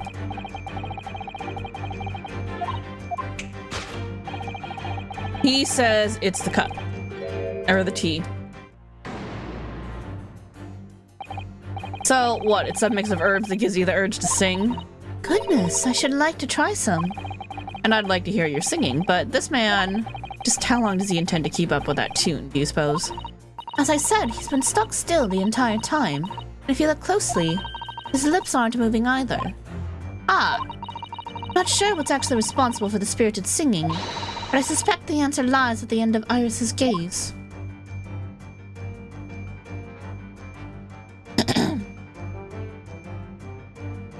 You this? The gramophone? Wait, this...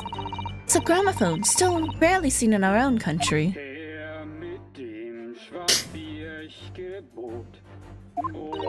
The sound certainly appears to be coming from the horn. Machine singing? That can't be right. Science and technology are changing the world rapidly, Mr. Naruhodo. What's right is changing too. It's too much for my brain. Well, at least we found our answer. Take that!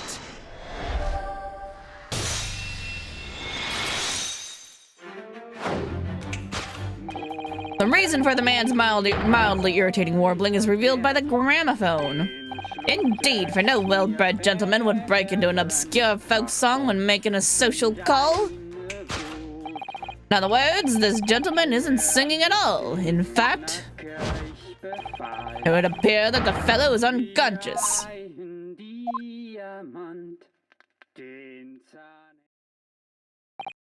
Ah, the music seems to have stopped now. I ask you, Mr. Naruhodo. Yes? Why would I have purchased a recording of that gibberish? How should I know? Well, never mind. On with the deduction. Who exactly is this gentleman availing himself so thoroughly of the settee? Yeah, on to this. Next part. And he's like, it's the King of Germany, but it's not.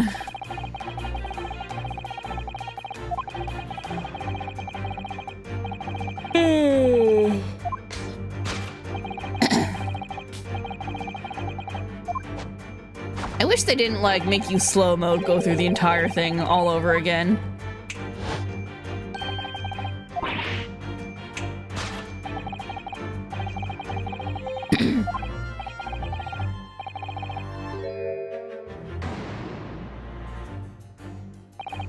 Although we've already established that it was actually the King of Bohemia. It seems Mr. Sholmes intends to persist with his German theory for some reason. Come to think of it, the young prince was wearing a mask as well, wasn't he? Master Gotz, the boy whom you had in tears. Don't remind me, or anyone else. Suppose all members of the aristocracy of mainland Europe wear masks. I'm sure they do. Well, probably. Anyway. Point point is that mask doesn't belong to any king. No, that's right, as we well know. Because we can identify the true owner of this mask.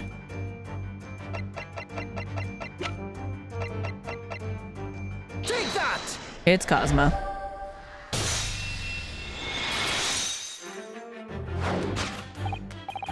Yes, there can be no question. That mask belongs to Cosmo Asogi. In other words, my memory is sublimely unreliable. Yup. Only you could try to make that sound positive. Cosmo's mask has been languishing on this metal chest for several days. Though that doesn't explain why the gentleman is wearing it now. But it is now a simple matter to determine our guest's true identity. Take the mask off. After all, the gentleman is unconscious. We'd only excuse ourselves in advance, gently lift the mask and peer beneath it.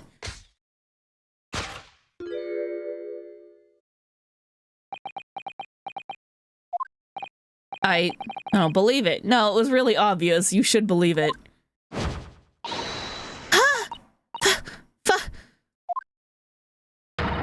Father! I'm afraid, Mrs. Sato, you must be No, I think not, Mr. Sholmes. It would appear our logic and reasoning has once again revealed the truth. The mysterious visitor? Is my unconscious father, Eugene Mikotoba. Logic and reasoning, or just looking and saying? This part was like complete. This first part, totally unnecessary.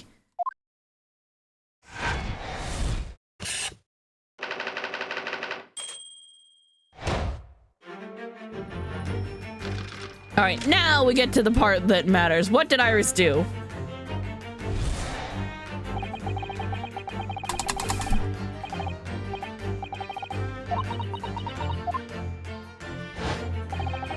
Yeah, apparently explicable silence, yada yada yada. All right, come on.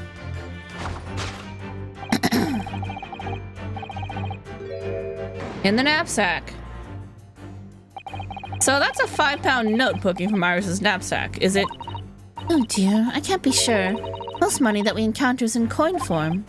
I know, I'm not even sure if we've seen any banknotes here in Britain at all, have we? But anyway, Father would never have paid money for Iris's silence. Certainly seems like the silent type himself.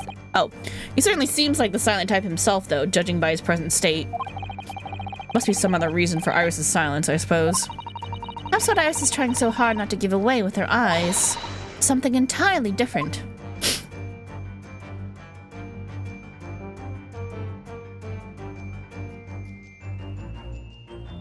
What is she looking at? I mean, I guess we could look in the knapsack. Now I think about it, Iris always wears that little bag on her back, doesn't she? Yes, that's right, though it's easy to forget about because you can't see it from the front. There are 2 little felt dolls attached to it as well. Are there? I had no idea. I don't remember ever seeing them before. Is it possible there's always a 5-pound note poking out of her bag that I just haven't noticed before, too? I can't say with absolute certainty, but I think it's unlikely.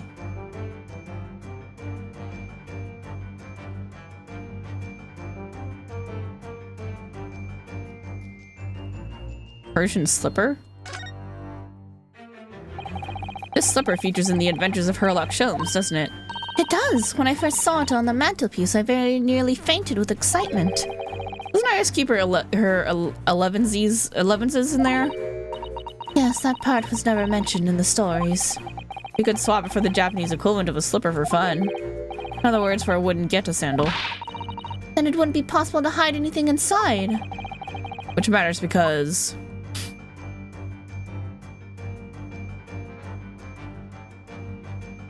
Metal chest? Oh, it's open! Metal chest, This metal chest, it contains important documents, doesn't it? Yeah, details of all the cases Mr. Sholmes has worked on over the years. Written up by Iris's father, if I'm remembering correctly. Iris insists that the chest is kept locked at all times. She's never once shown me inside. Well, its contents are invaluable to her, I suppose, and entirely irreplaceable. But look at it now. The catch is unlocked for once. Ah, so it is. That's hard to ignore. Very. I've never seen that chest unlocked before in all the time we've been staying here at Baker Street. He's looking at the chest.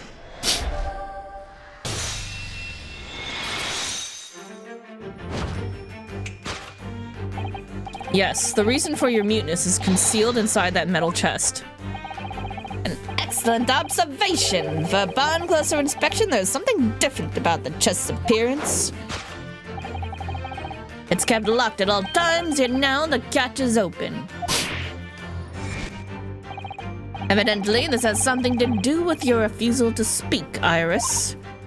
But it's a simple enough matter to incite you to speak, I'm sure. Merely need to open this chest.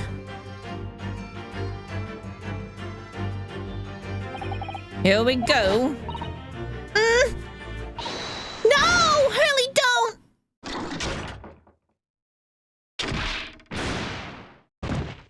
She booby-trapped it. Ah, I see. That's what happened. But Mr. Sholmes, Hurley! Yeah, okay. That checks out.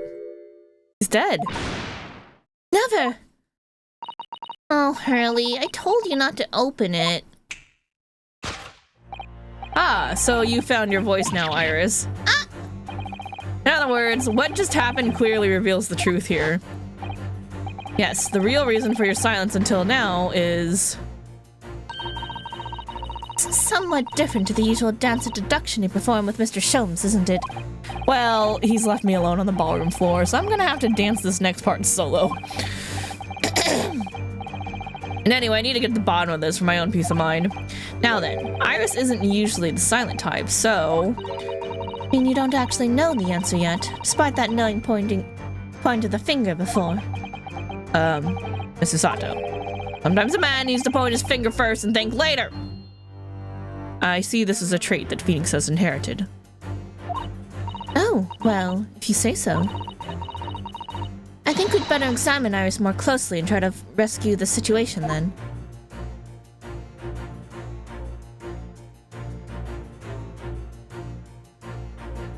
Why wouldn't Iris open her mouth the whole time?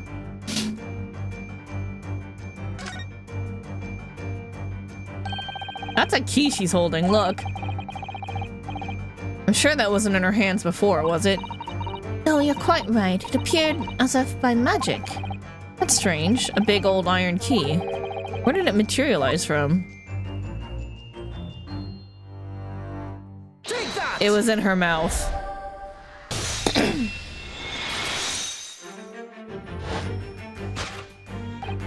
Yes, the real reason for your silence until now is that key behind your back.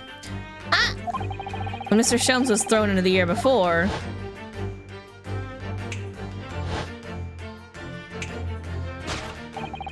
Just before you called out to try to stop him, you slipped something out of your mouth. That something is the key now in your hands. No doubt, the key to the chest. So clever, Runo. So now it becomes clear. Thanks to Mr. Sholmes' graphic demonstration, we can well imagine what happened here. But...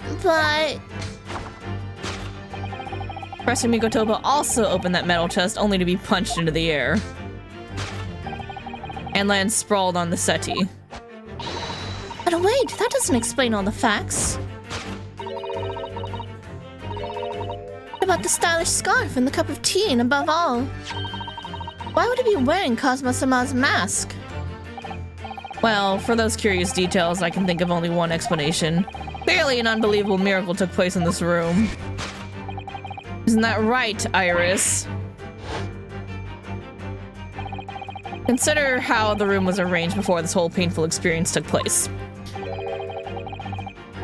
When Professor Mikotoba opened the chest, completely unaware of what waited him inside, why would you open it with everything still on it? The mask was flung into the air just as he was, only to land neatly on his face when it fell back down. The teacup's journey through the air ended when it was caught on the unconscious professor's finger. You mean to say that the stylish scarf is actually just a tablecloth? This is the great detective's office, after all, a place of miraculous deductions.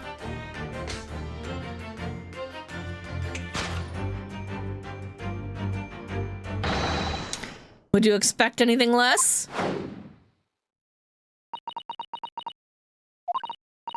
Yeah, you're right. It happened exactly as you said. Brilliant, Bruno. Thanks. Thus concludes Yonosuke Naruhodo's great deduction of this punchy puzzle. We did a thing. So then, why don't I make a fresh pot of tea for us all? Objection! I don't think I've heard his objection, at least not in a long time, if we've heard it all. An admirable performance, Mr. Naruhodo. But in the final act of Show 3, you rather missed everything of importance. Mr. Sholmes, you had cast your mind back to my earlier deduction. Iris, clearly you're hiding a great secret. She is, from the look on her face, yeah. Sir Sholmes must be right. Whatever that great secret is, the cat isn't out of the bag yet.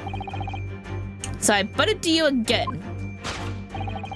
You were attempting to abscond with that coffee cup. Stop with the coffee cup! Really is a shame about Mr. Sholmes' cup. Must have been smashed when Professor Mikotoba opened the chest. Oh dear, so many things seem to have been broken here. But now that deduction has taken a different direction, Iris doesn't seem to be trying to hide the broken cup anymore. In other words, her great secret is something else. Alright, let's look.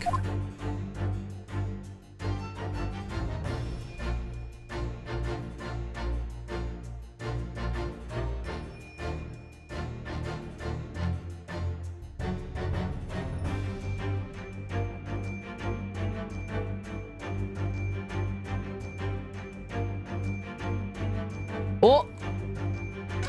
Case file. Ah, look! There! Seem to be more papers there. I was trying to hide them underneath the tray. The insignia, Mr. Naruhodo. It's an official Scotland Yard document. What? But why would Iris have Must ask her. an official Scotland Yard document? Take that! What did you steal?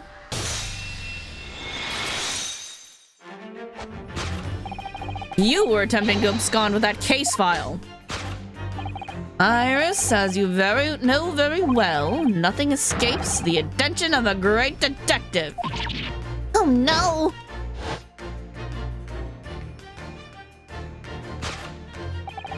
We visited Scotland Yard's autopsy laboratory earlier today, and Dr. Gorey informed us that the autopsy report of Clint Van Zeeks had gone missing. Clint Van Zeeks. Yes, I do seem to recall that some years ago I asked to see the report in question. You were with me, weren't you, Iris?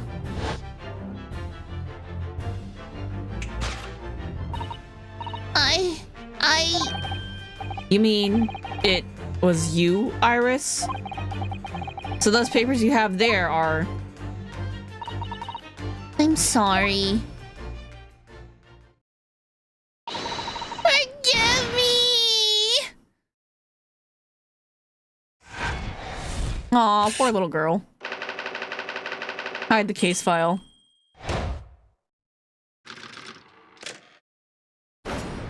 There we go. Deduction complete.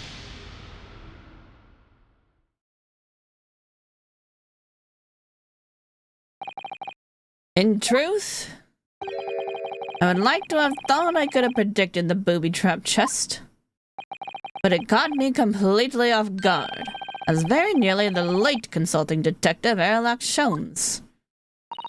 I'm sorry, Hurley. So you mean this autopsy report really is? Yes, I took it from the lab, even though I knew it was very important. There's something in it that troubled you, Iris. Not exactly something that troubled me? Is it because her dad did it? Thing I'd been looking for.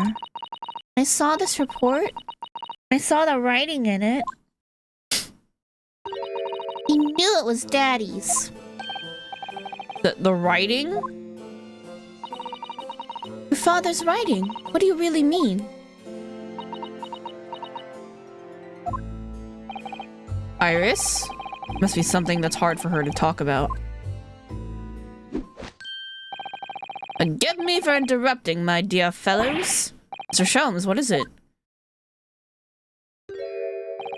I feel as though the born gorgeous gentleman on the settee has been somewhat forgotten. Father! Perhaps we should find our guest somewhere more peaceful to rest. Mr. Naruto? Yes?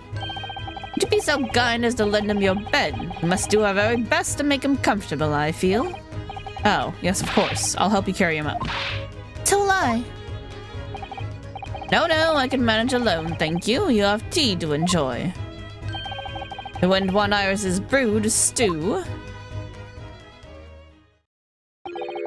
Because there's no better way to make the professor comfortable than dragging him upstairs like a trunk. Got it.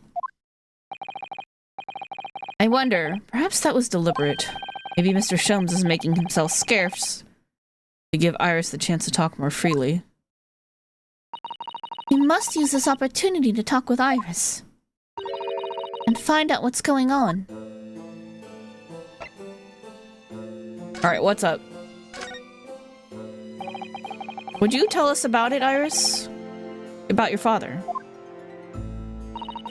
Sure, I told you before, didn't I? That Daddy used to be Hurley's partner.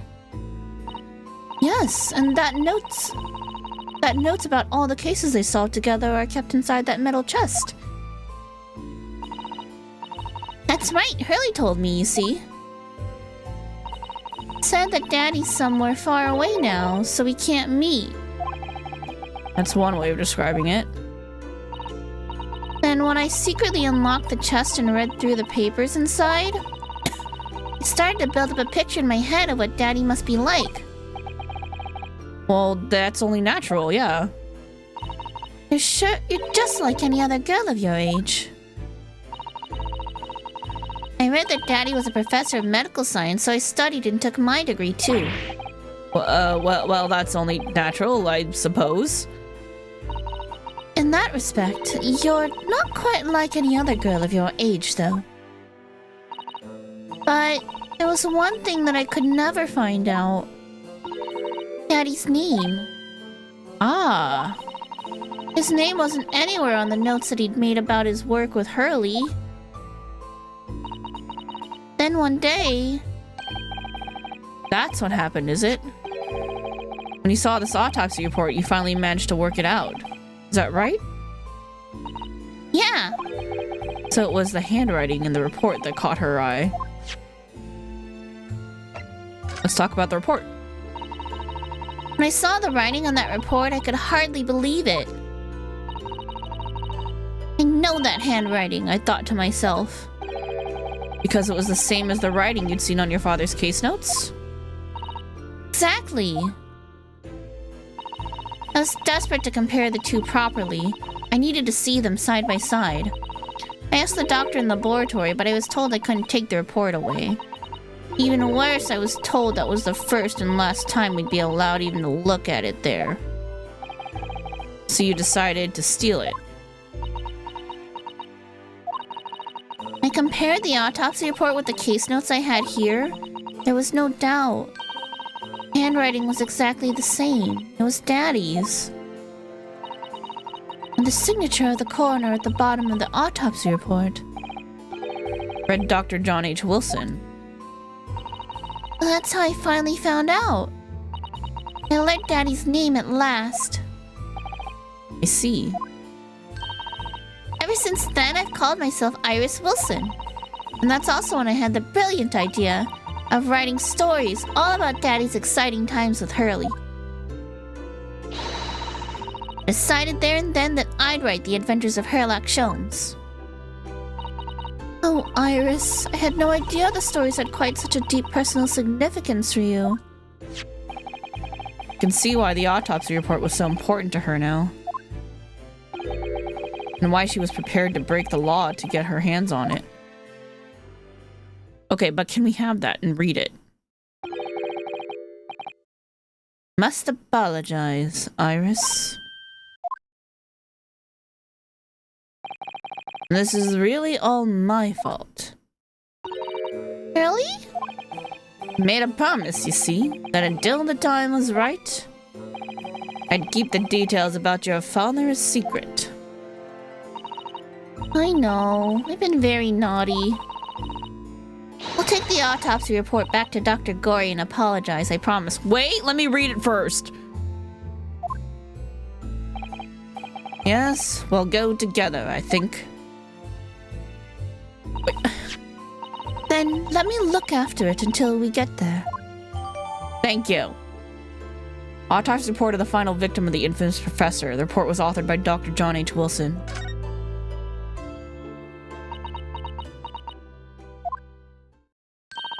I must go and water my herbs, I think. I'll see you all later. Poor Iris. She must be feeling awful. I know Mr. Sholmes is here for her, but still. Ah! What? What? How? What's the meaning of this, Mr. Sholmes? Mr. Sholmes?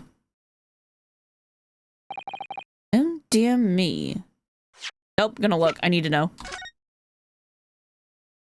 Coroner John H. Wilson, victim Clint Van Zeeks, male, 33, British, 31st of May between 9 p.m. and midnight. Death from a single stab wound to the heart. Other superficial external wounds, indicative of a duel. Additional notes, recent scarlet ink stains visible on the little and the ring fingers on the right hand, but no documented corresponding ink was found. Vital evidence recovered from the victim's stomach during autopsy. Credit to Inspector Gregson for petitioning so doggedly for the autopsy procedure. No internal trauma noted anywhere on the body. Doesn't say what the evidence was. No internal trauma. And why was it in his stomach?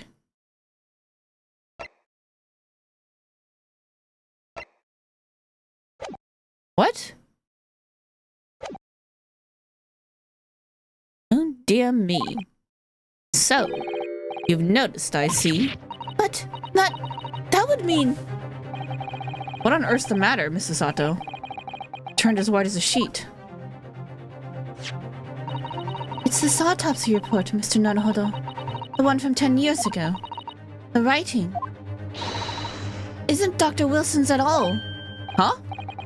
Well, what do you mean? How could you possibly know that? 'Cause I know this writing very well. This writing... my father's. What? Professor Mikotoba's? Indeed, it's true. And now you know, my dear fellows. No, I don't know anything! What on earth does all this mean, Mr. Sholmes? Because the idea that's slowly forming in my mind, it's just too extraordinary to believe. Please, you have to explain. Talk about the writing. So this autopsy report was actually penned by Professor Mikotoba then? But that makes no sense. It's not possible, surely. Not possible? My dear fellow, pray take a deep breath and think again. Yes, you're right. In some ways, it actually makes a great deal of sense. It does? 10 years ago is when Father returned to Japan after his extended study tour in Britain. And prior to his return, where was Dr. Mikotoba engaged? Yeah, of course, he was studying under medicine, but why did he sign it as John H. Wilson then? Because he wasn't allowed to sign it as himself, maybe? Of course. He was an assistant in Dr. Wilson's laboratory, learning about forensic science. And as an assistant, he would have aided with the dissection work, making detailed notes, which would be assembled into the full autopsy report. Once their work was complete, the head coroner would check the contents and put his signature on the document. In other words, the only writing of Dr. Wilson's is on the report would be his signature at the end. Yeah, that checks out. Okay. I see. Iris got the wrong end of the stick, you mean? She saw that and assumed the whole report had been written by Dr. John H. Wilson. Which is very understandable, of course. What a complicated situation. Dr. John H. Wilson carried out the procedure that the Mikotoba actually penned the report. Okay.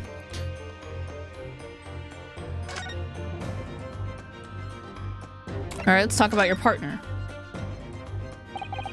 Thinking about it, most of what we know about you, Mr. Sholmes, comes from the published stories of your exploits.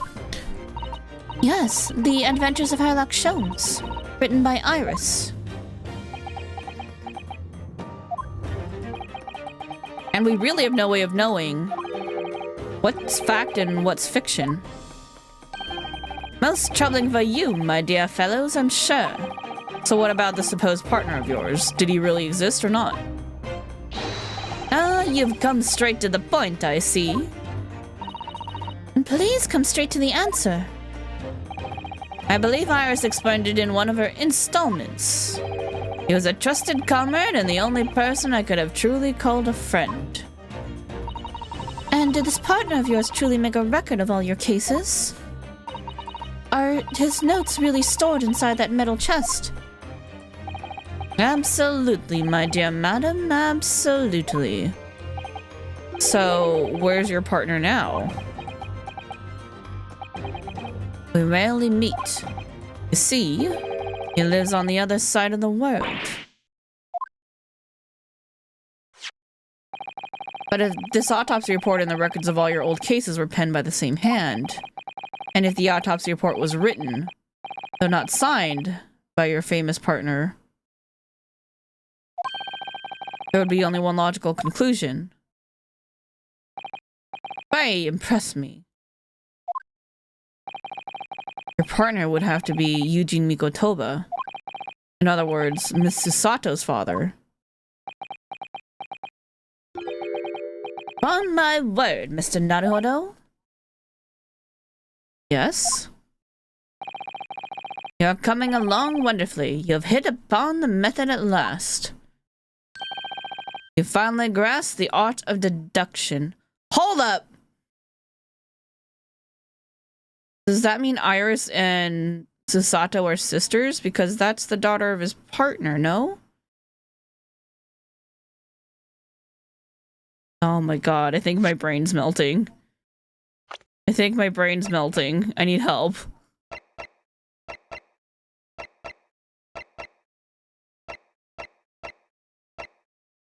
Help.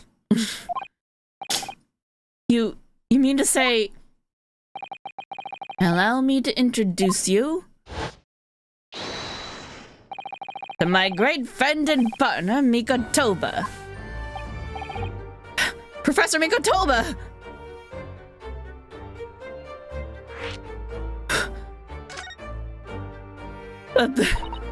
Help. Brain.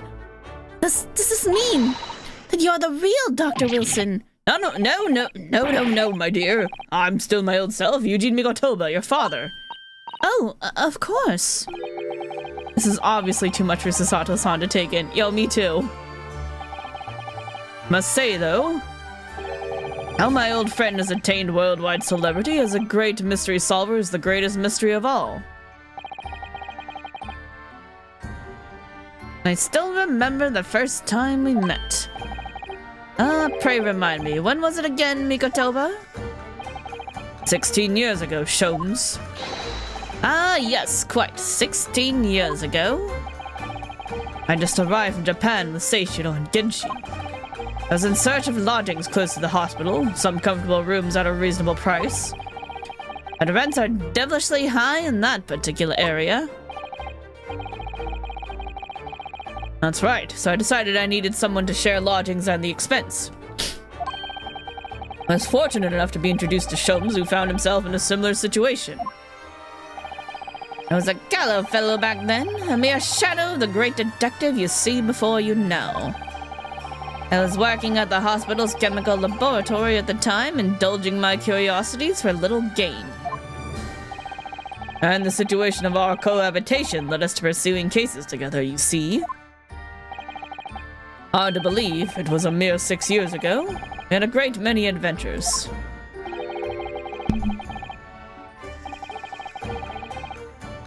But in the last year of Mikotoba's stay in Britain, that most infamous of cases presented itself. A case with which you've become rather familiar yourselves, the professor killings. After the trial, Seishiro and I were summoned back home. Hardly surprising, given the circumstances. So there you have it. As you know, all the details recorded by my trusty chronicler remain in that metal chest. Hold up! I need to get to the fact... back up! We need to get back to that part where that metal chest belongs to Iris's father, who is your partner, who is Mikotoba. Can we talk about that? This is just amazing! Professor Mikotoba really is Mr. Sholmes' famous partner.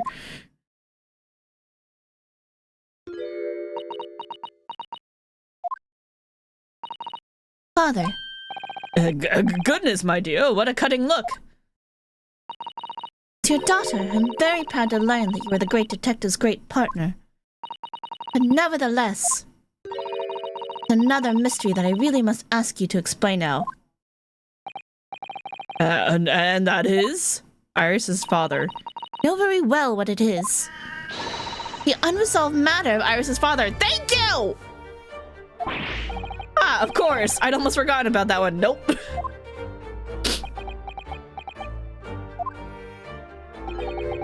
I should have seen this coming, I suppose.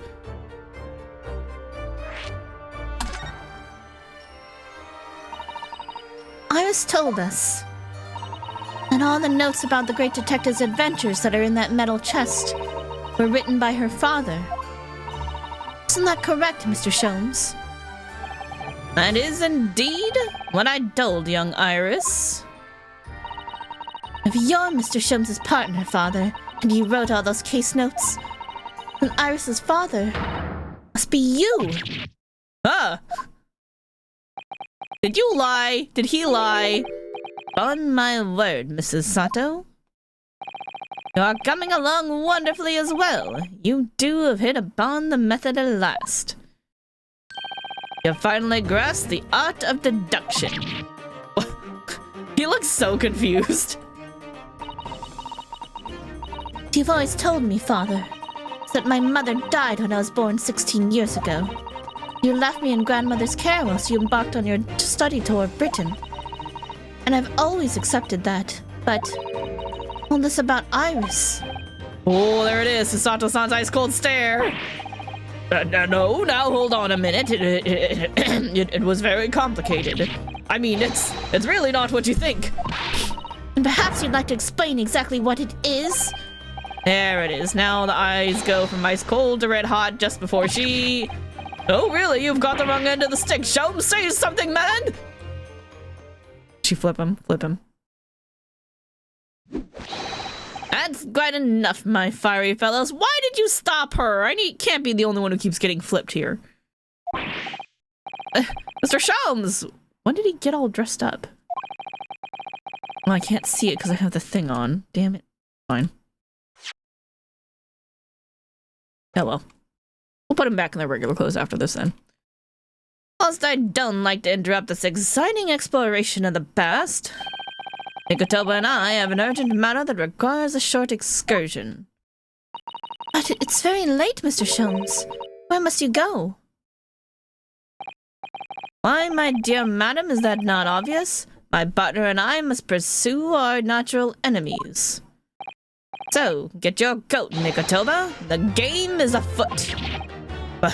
But Sholmes, I really must give Susato a full explanation, I think. Later, my dear fellow, later. Our carriage awaits downstairs already. Bro, I need to know the answer, though. Haven't changed one iota, have you?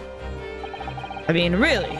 I visit our home after 10 long years, and when I open that chest in a fit of nostalgia, I quite inexplicably pass out. As if that wasn't enough, when I eventually regained consciousness, I'm plunged straight into all this. Father, please. Go with Mr. Sholmes now. What? I've no doubt that whatever happened, you were acting in everyone's best interests. I trust you completely. Okay, but I need to know if they're sisters or not. Sato. In sending the great detective and his great partner off on a renewed adventures together, this is more than I could have hoped for in my wildest dreams. Very well then, we'll speak again later. So, I believe your own work is done for the day. I wish you the best of luck for tomorrow. Yes, Naruhodo, good luck in battle, and in reaching a decision. Decision? Oh, about going home? Man! About whether to go back to Japan, I suppose. So much happened that day that I barely knew what to do with myself. It would only be later that I'd come to realize how amidst the chaos I'd unleashed were all the clues I needed to finally unearth the truth, and that all the turmoil was necessary to give me the resolve to see everything through.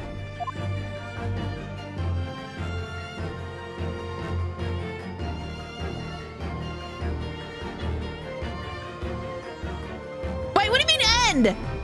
Wait! Wait! What? What do you mean end?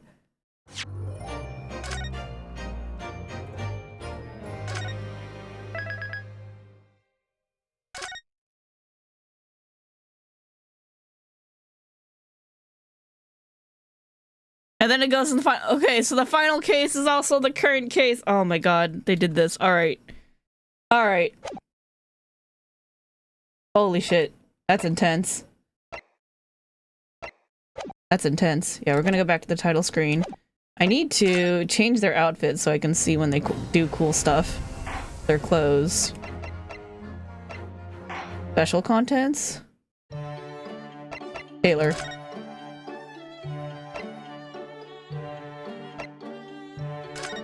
Alright, you can go back to your regular clothes for the final act.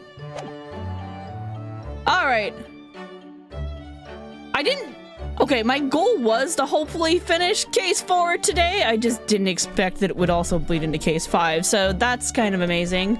But I think that we're gonna have to call it here for the day. It's getting a little bit late. I'm getting a little tired, voice-wise. And also, I need some time to let that sink into my brain. Where Miko Toba is Sholmes' actual partner, and who could Iris's dad possibly be? It's like this is a whole mess that we're gonna have to figure out later. But that was a lot of fun. That was a good time. That was some brain bendy bullshit right there. Oh, hey. Our good friend, Dat Black Bear, is streaming, so we're gonna go raid him. But let's see, let's go over here. Yeah, there's so much unsalt here, holy shit. They just like drop this bombshell at you at the end. They're like, good luck with that, have fun, good luck. And I'm just like, wait, oh my god, my head. I'm thinking about this. All right. That's gonna have to wait till next week, but we're definitely diving in next week. I need to know, I need answers, I need to know. I feel so like